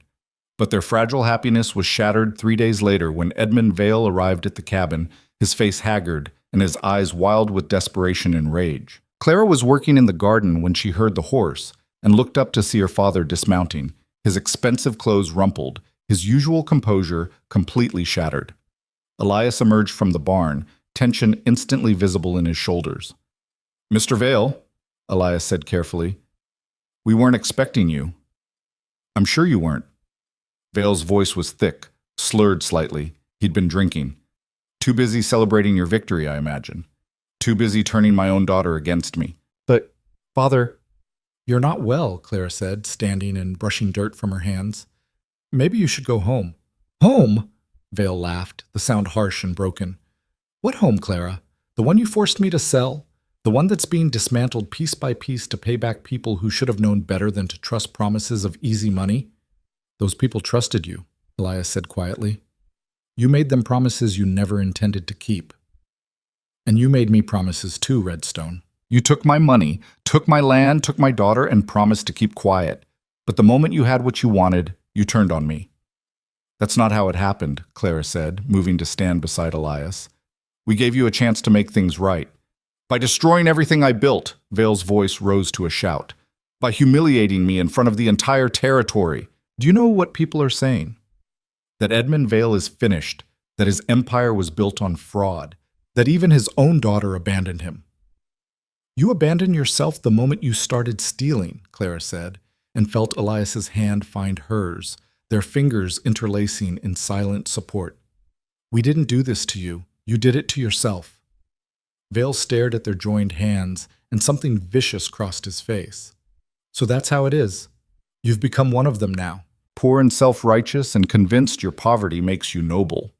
"I'd rather be poor and honest than wealthy and corrupt," Clara shot back, anger rising to meet her father's fury. "At least Elias built what he has through actual work instead of theft and lies." "Work?" Vale spat the word like it was poisonous. "What has work ever gotten anyone except calloused hands and an early grave? I gave you everything, Clara. Education, status, opportunities. And you threw it all away for a dirt farmer who couldn't even afford to buy you properly." "He didn't buy me at all," Clara said, and felt the truth of it settle deep in her bones.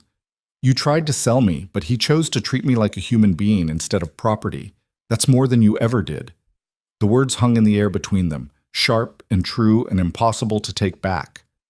Edmund Vale's face went pale, then red, emotions chasing across his features too fast to name. "You ungrateful—" He started toward Clara, his hand raised, and Elias moved faster than Clara had ever seen him move, putting himself between them. "Don't," Elias said, his voice deadly quiet. "Don't even think about it." Vale stopped, breathing hard, his raised hand trembling. For a long moment, the three of them stood frozen in a tableau of broken family and impossible choices. Then Vale's hand dropped, and something in him seemed to collapse inward. When he spoke again, his voice was barely a whisper. "I did it for you, all of it, the investments, the mansion, the status. I wanted to give you a better life than I had." "You gave me a lie," Clara said, and felt tears sting her eyes despite her anger. "And when that lie started to crumble, you used me to hold it together. That's not love, Father. That's selfishness." "Maybe." Vale's shoulders sagged, years suddenly visible in the lines of his face. "Maybe you're right. Maybe I convinced myself that success mattered more than honesty, that providing luxury was the same as providing love. But Clara, he looked at her with something that might have been genuine regret. I never meant for you to suffer. When I arranged this marriage, I thought I was protecting you from the scandal, giving you a way out before everything collapsed. By trapping me with a stranger? By using me as payment for silence? By giving you to someone I thought might actually value you for more than your name and money? Vale's eyes shifted to Elias.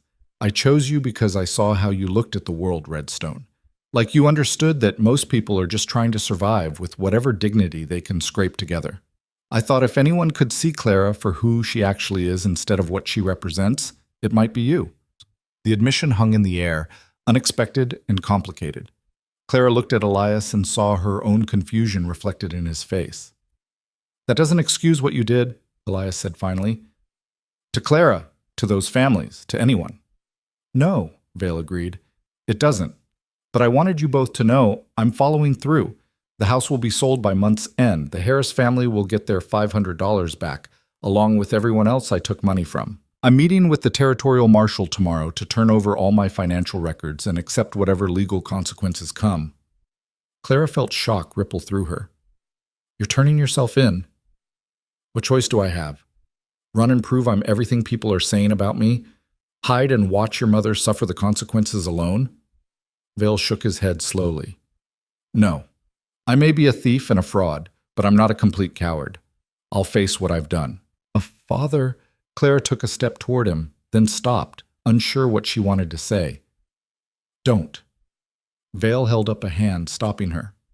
Don't forgive me yet. I don't deserve it. Maybe someday if I actually make amends, but not now. Not when the damage is still fresh. He turned toward his horse, then paused and looked back at them. Take care of her, Redstone. She's worth more than either of us probably realized. I know, Elias said quietly, and I will. Vale nodded once, then mounted his horse and rode away, leaving Clara and Elias standing in the yard as the sun set and their world rearranged itself one more time. That night, Clara lay in Elias's arms, no longer separated by privacy screens or careful distance, and tried to process everything that had happened. Her father was going to face justice.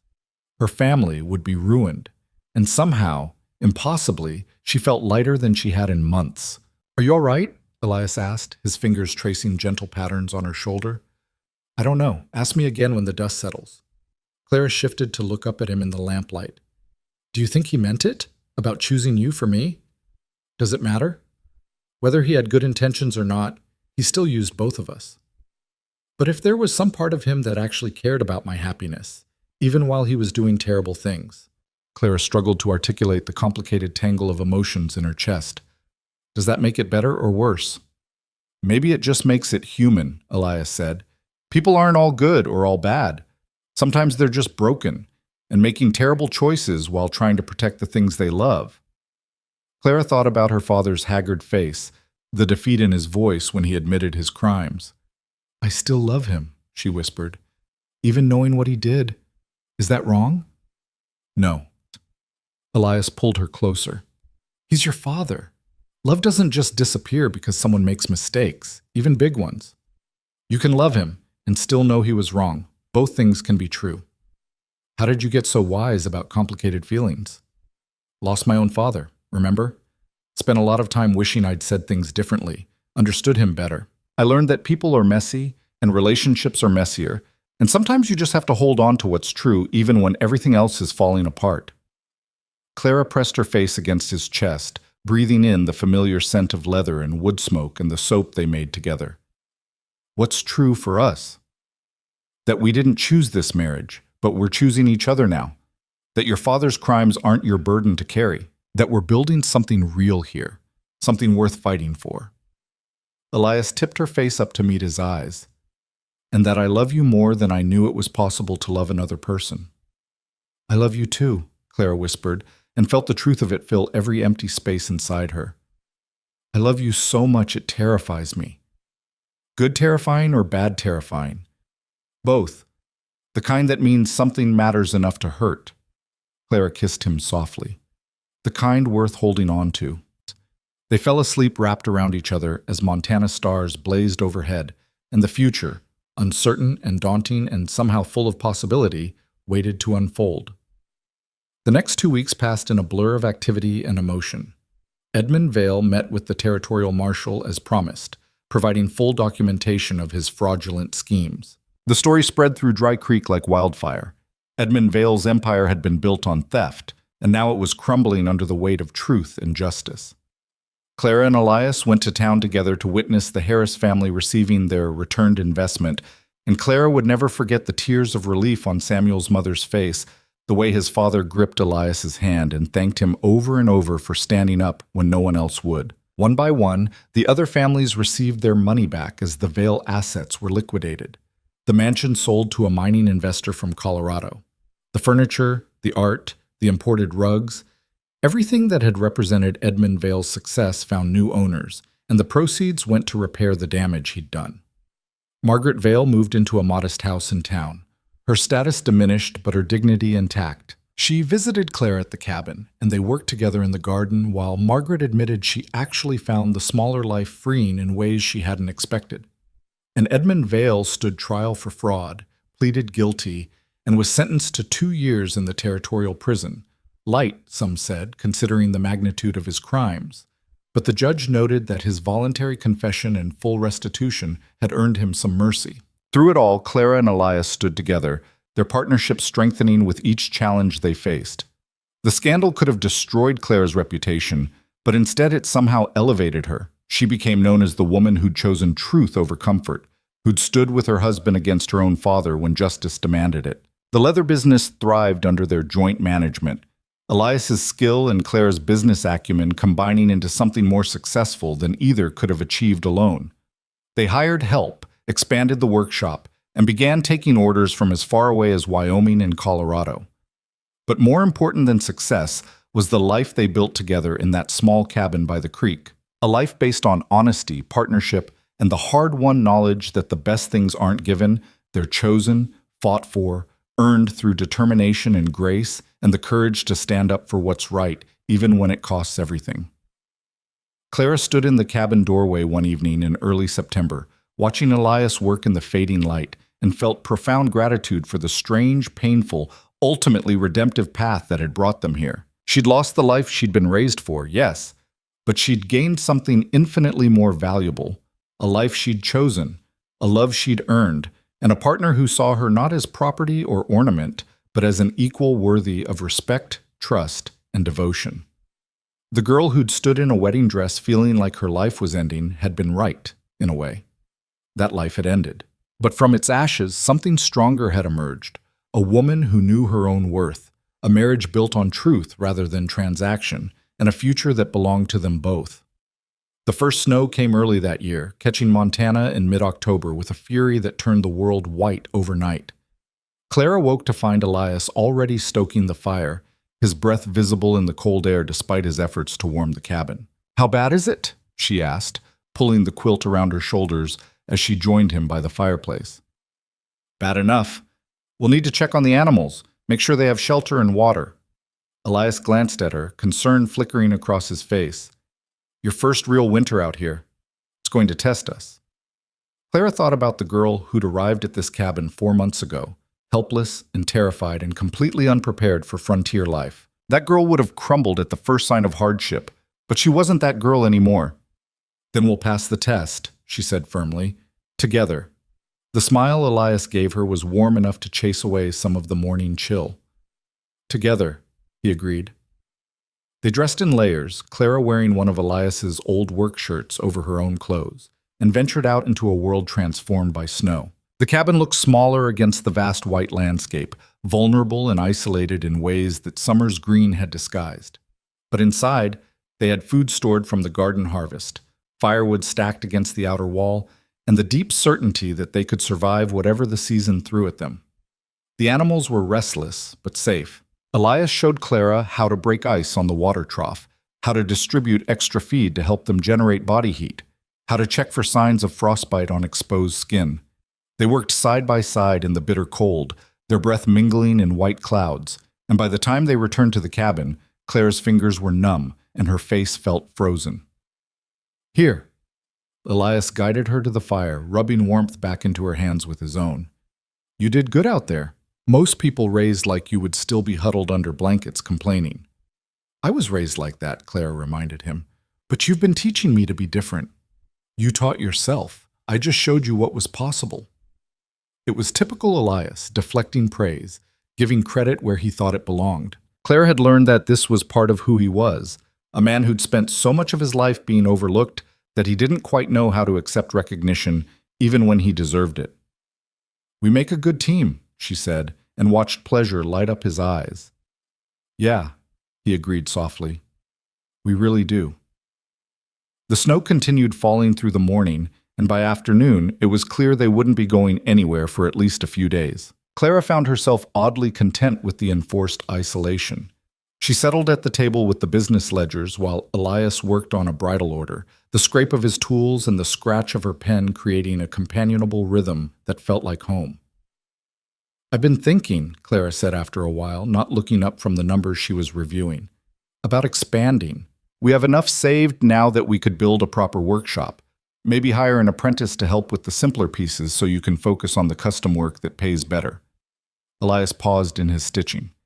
You've been planning this. I've been running the numbers. We're turning away orders because you can't keep up with demand. If we had help, we could take on more work, increase income, maybe even start selling to shops in bigger towns. Clara looked up, gauging his reaction.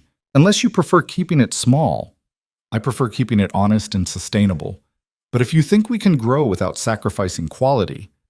Elias set down the leather, giving her his full attention. What kind of investment are we talking about? They spent the next hour discussing possibilities, Clara sketching out financial projections while Elias considered the practical requirements of training someone in his craft. It was the kind of conversation Clara had never imagined having in her old life. Real partnership, real collaboration, two people building something meaningful together. Your father would probably hate seeing you like this, Elias observed, watching her calculate profit margins with obvious competence. Using all that intelligence he tried to make decorative. Clara felt the familiar complicated twist in her chest at the mention of Edmund Vale. I got a letter from him yesterday. The prison allows 1 letter per week. Elias went very still. You didn't mention it. I wasn't sure I wanted to read it. Clara pulled the envelope from where she'd tucked it between the ledger pages. But I did, eventually. What did it say? Clara unfolded the single page, her father's familiar handwriting somehow shocking in its ordinariness. He asked how I was managing the winter preparations. Said he hoped the cabin was warm enough, that I had enough food stored. Then he apologized again for everything that happened. Do you believe him? The apology? I think he's sorry things turned out this way. I'm not sure he's sorry for what he actually did. Clara traced her fingers over the words. He still talks about the investments like they were legitimate business that just went wrong, not deliberate fraud. Like he's the victim of circumstance rather than his own choices. Are you going to write back? I don't know. Part of me wants to. He's still my father. Still the man who raised me even if he was flawed in ways I didn't see. But another part of me thinks engaging with him just lets him avoid facing the full weight of what he did. Elias moved to sit across from her, his expression thoughtful. There's no rule that says you have to choose one or the other. Completely forgive him or completely cut him off. Maybe the truth is somewhere in between. You can acknowledge he's your father, that you care about him, and still maintain boundaries that protect yourself from his manipulation. When did you become so wise about complicated family dynamics? When I fell in love with someone whose family dynamics are about as complicated as it gets. Elias reached across the table and took her hand. Whatever you decide about your father, I support you. Write to him, don't write to him, visit him, refuse to see him. It's your choice, Clara. Your relationship with him doesn't have to look like anyone else thinks it should. The permission to be uncertain, to hold contradictory feelings without resolving them into something neat and acceptable, felt like a gift. Clara squeezed his hand gratefully. I think I'll write back, she said slowly, but I'll be honest with him. Tell him I'm building a good life, that I'm happy even though it's nothing like what he planned for me. Let him sit with that. Sounds fair. Outside, the snow continued falling, muffling the world in white silence. Inside, Clara wrote a careful letter to her father, not cruel, but not pretending everything was fine either. She told him about the business, about learning to survive winter, about finding purpose in work that mattered. And at the end, she wrote something that felt both generous and necessary. I hope you're using this time to understand what you did and why it was wrong. Not just getting caught, but the actual harm you caused to people who trusted you. That's the only apology I'm interested in hearing, one that shows you actually understand. When she sealed the letter, she felt lighter, as if she'd set down a burden she hadn't realized she was still carrying. The days that followed settled into a rhythm dictated by winter's demands. Mornings meant checking animals and hauling water before it froze solid. Afternoons were for indoor work, Clara managing accounts and correspondence while Elias crafted leather goods that were increasingly sought after throughout the territory. Evenings belonged to each other, talking by firelight about their pasts and their hopes for the future, learning each other's stories in ways their rushed marriage hadn't allowed.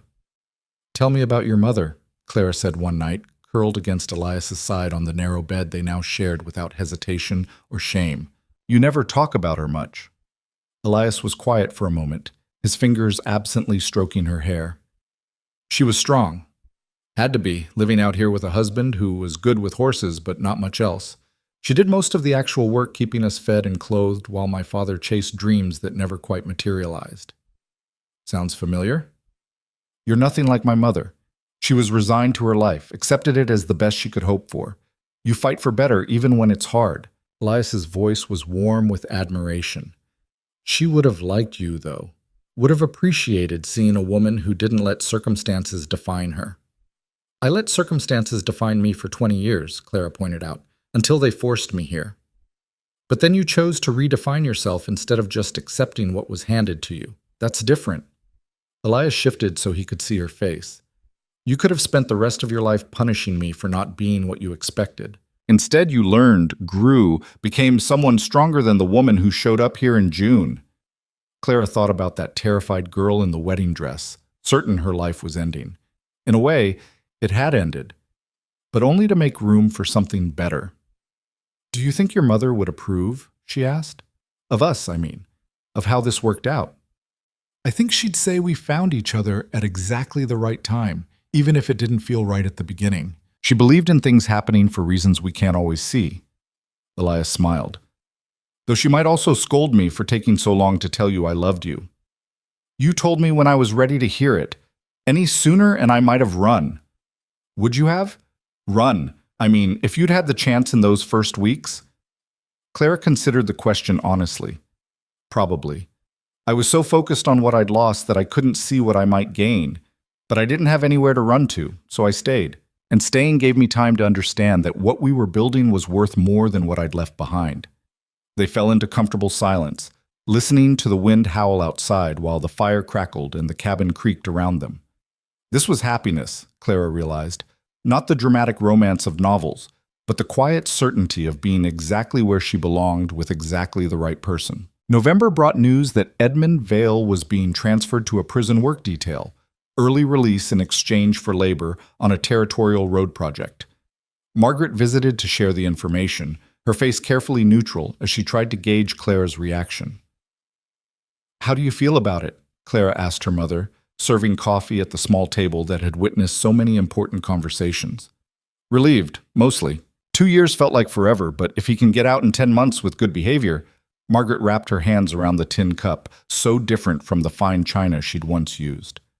"I know I should probably be angrier that he's being let off easy. Those families he hurt deserve more justice than 10 months of road work." "But he's your husband," Clara said gently. "You can be glad he's suffering less even while knowing he deserves to suffer more. Both things can be true." Margaret looked at her daughter with something like wonder. "When did you become so wise about holding contradictions?" "When I married a man I thought I'd hate and discovered I loved him instead. Contradictions are just reality being more complicated than we want it to be." "Are you happy, Clara? Truly?" Clara thought about the question, the same one her mother had asked months ago, but with different weight now. "Yes, not in the way I imagined happiness would look, but in a way that feels real and earned. Elias treats me like a partner, values my mind as much as anything else. We're building something together that belongs to both of us. That's worth more than all the luxury I gave up. I'm glad. Margaret's eyes were bright with unshed tears. I worried I'd failed you by not teaching you how to survive anything beyond parlor conversation. But somehow you figured out how to survive everything. You taught me more than you think. How to be graceful under pressure, how to maintain dignity when circumstances are difficult, how to adapt to whatever life demands. Clara reached across and took her mother's hand. Those lessons just turned out to be useful in different ways than either of us expected. The visit ended with Margaret looking around the cabin with less pity and more respect than previous visits, seeing, perhaps for the first time, that her daughter hadn't been diminished by this life. She'd been transformed by it. December came with bone-deep cold that tested every skill Clara had learned. The well froze, requiring Elias to hack through ice every morning. The animals needed constant care to survive. The cabin, despite their best efforts, developed drafts that no amount of stuffing rags and cracks could completely eliminate. But they endured, and more than endured. They thrived in small ways that mattered. The leather business continued even through winter, orders arriving by mail that Clara managed with increasing sophistication. They hired a young man named James Blackwood as an apprentice, a rancher's son with good hands and a quick mind who proved adept at learning Elias's techniques. You were right about expanding, Elias admitted one evening, watching James practice stitching patterns that would eventually become part of a saddle. He's good. In a year, he'll be able to handle half the work himself. Which means you can take on the custom pieces that actually challenge you, Clara said, updating the ledgers to reflect James's modest wages. The specialized work that people will pay premium prices for. And you said you were useless at business. Elias grinned at her. You've built something here, Clara. Turned my small operation into an actual company with employees and expansion plans. We built it together. You create the quality that makes people want to pay premium prices. I just make sure they actually do pay them. The partnership that had begun in necessity and evolved through crisis was now something they both took pride in, proof that two people from completely different worlds could create something neither would have achieved alone. Christmas approached, and Clara found herself thinking about the elaborate celebrations of her childhood. The parties, the gifts, the excessive displays of wealth that had seemed normal then but felt grotesque in retrospect. This year would be different, lived in a cabin with limited resources and no family except Elias. We should do something, she said on Christmas Eve, looking at their spare surroundings. Mark the day somehow. What did you have in mind? Clara thought about it, then smiled. Let's invite people. The families your father-in-law, my father, hurt. The ones who got their money back but probably can't afford much for celebrating. We have food stored. We have space if we move the furniture around. Let's share what we have. Elias looked at her with an expression that made her heart skip. You want to throw a party for people who lost everything because of your father's fraud? That takes courage. Or stupidity. But I think it's important. Those families deserve to know that not everyone in the Vale family is morally bankrupt. And maybe, Clara hesitated, working through her reasoning. Maybe showing them that we're not living in luxury either, that we're building an honest life with honest work, will help heal some of the damage. I love you, Elias said simply. Have I mentioned that today? Twice, but I'll never get tired of hearing it. They sent word through town, and on Christmas afternoon their small cabin filled with people, the Harris family, the Johnsons, the Mitchells, and several others who'd been cheated by Edmund Vale and reimbursed through the liquidation of his estate. Clara had worried they might refuse to come, might resent her too much for being Vale's daughter. Instead, they arrived with food to share, and children who filled the cabin with laughter. Samuel Harris pulled Clara aside at one point, his expression serious. I want to thank you properly. For what you did? Standing with your husband against your own father. That took real strength. I just did what was right, Clara said, embarrassed by the praise. Most people don't, though. Most people choose family loyalty over justice. You chose differently, and it made a real difference to folks like us. Samuel glanced over at where his sister was laughing with James Blackwood, the wedding she'd feared couldn't happen now, scheduled for spring. We got our money back, but more than that, we got to see that honesty still matters. That someone was willing to stand up for what's right, even when it cost them everything. That gives us hope. Later, watching Elias talk with the men about leatherwork while children played around their feet and women compared recipes for stretching food through long winters, Clara felt a contentment so deep it almost hurt. This was community built on honesty rather than status, relationships based on mutual respect rather than social climbing. This was what she'd been searching for without knowing it, a place where she mattered for what she contributed, not what she represented. When everyone finally left as darkness fell, the cabin felt simultaneously empty and full of residual warmth. Clara and Elias cleaned up together, washing dishes and putting furniture back in place, moving around each other with the easy familiarity of partners who'd learned each other's rhythms. "That was good," Elias said, drying the last plate. "Really good. Those families needed to see that not everyone abandoned them, that someone actually gave a damn about making things right." "We gave a damn," Clara corrected. "Both of us. I couldn't have stood up to my father without you beside me, and you wouldn't have had the leverage to force restitution without the evidence you gathered.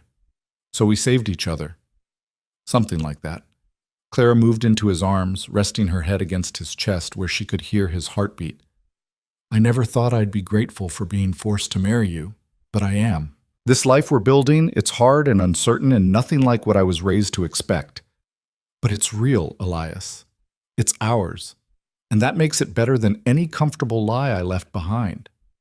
Even in winter, when you're hauling frozen water and living in a one-room cabin, especially then, because it means something. Every bucket of water I carry, every meal I cook, every entry in those ledgers, it all contributes to something we're creating together.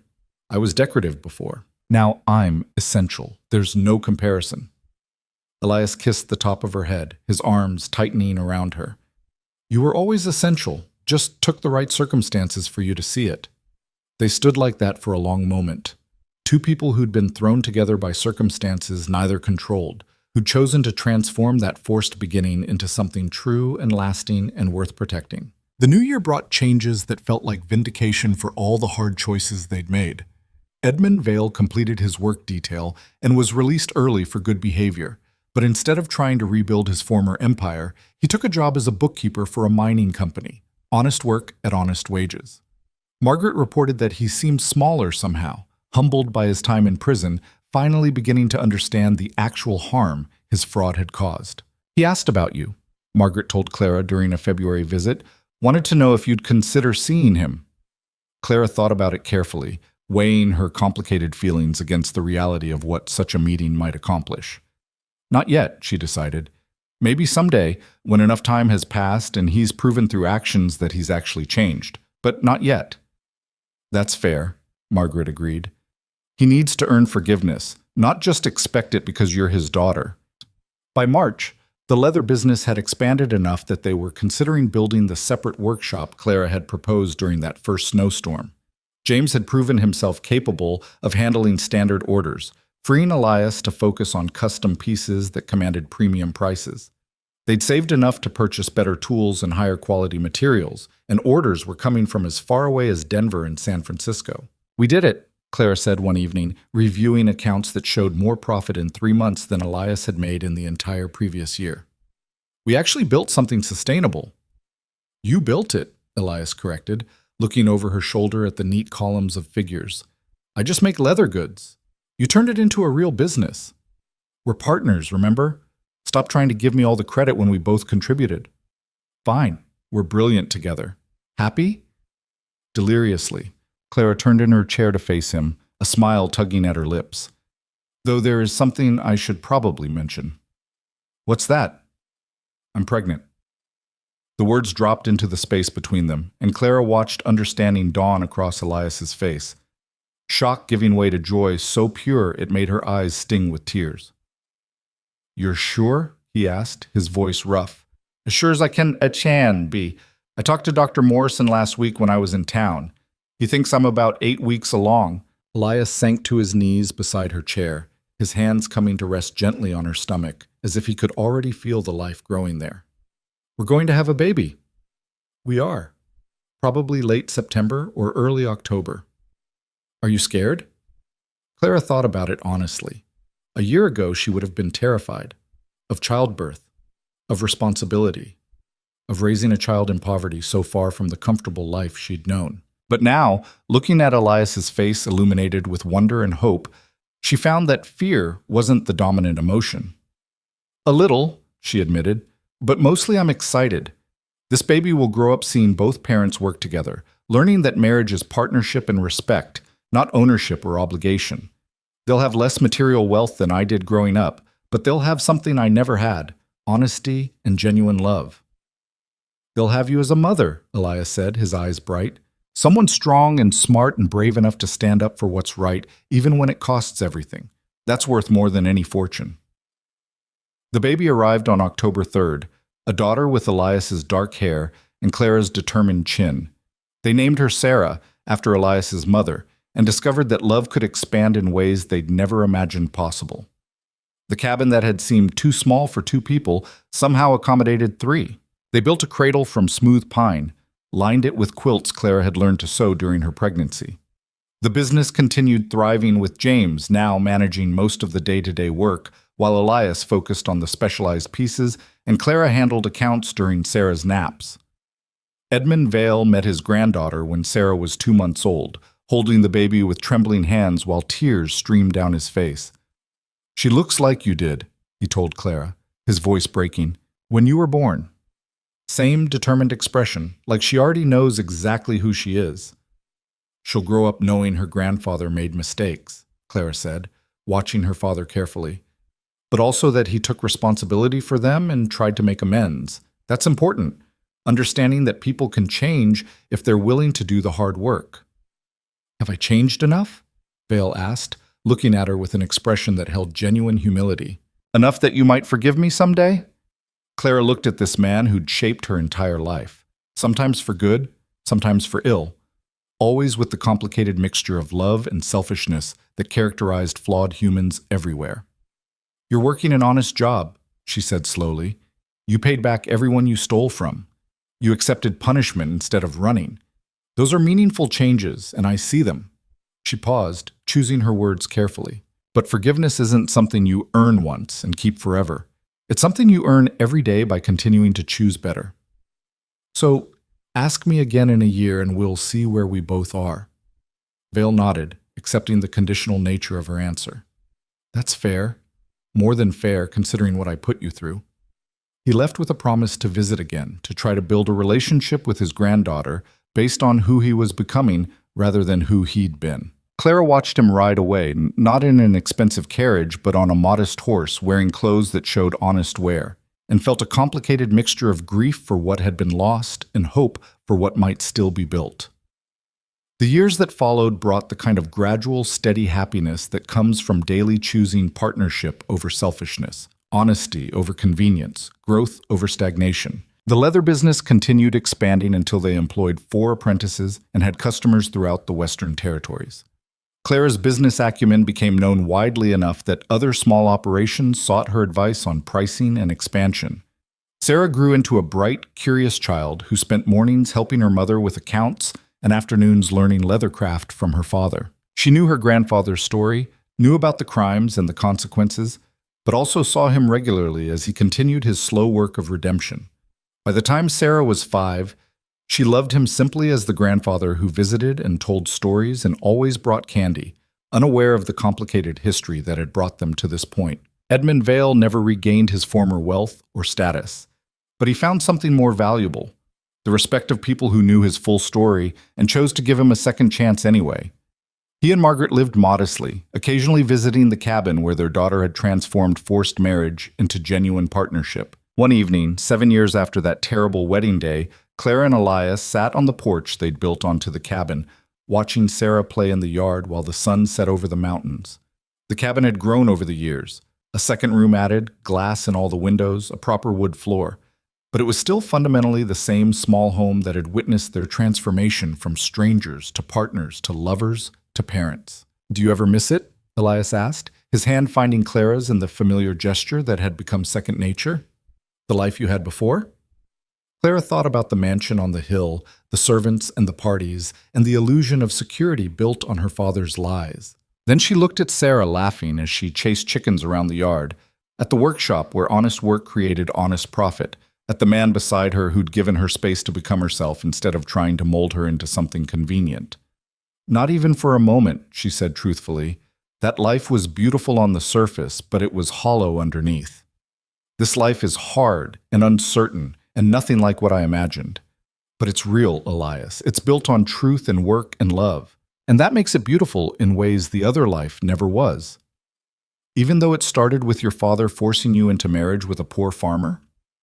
Especially because of that, Clara turned to face him fully, wanting him to understand the depth of what she felt. If I'd married someone from my old world, someone wealthy and respectable, I would have spent my whole life being decorative and useless. Your father gave me to you thinking he was punishing me, but instead he gave me the chance to discover who I actually am beneath all that careful training. He gave me you, and you gave me the freedom to become someone worth being. Elias pulled her close, kissing her with the comfortable passion of partners who'd weathered storms together and come through stronger. When they pulled apart, Sarah had abandoned the chickens and was running toward them, her dark braids flying. "Mama, Papa, look what I made!" She thrust a piece of leather toward them, a crude bookmark, stitched with uneven but enthusiastic stitches. "For your ledgers, Mama." Clara took the gift, her heart swelling with pride and love. "It's perfect, sweetheart, absolutely perfect." As the sun dropped below the mountains and the Montana sky blazed with color, Clara Redstone, once Clara Vale, once a terrified girl in a wedding dress, held her daughter and her husband close and felt the profound satisfaction of a life well lived.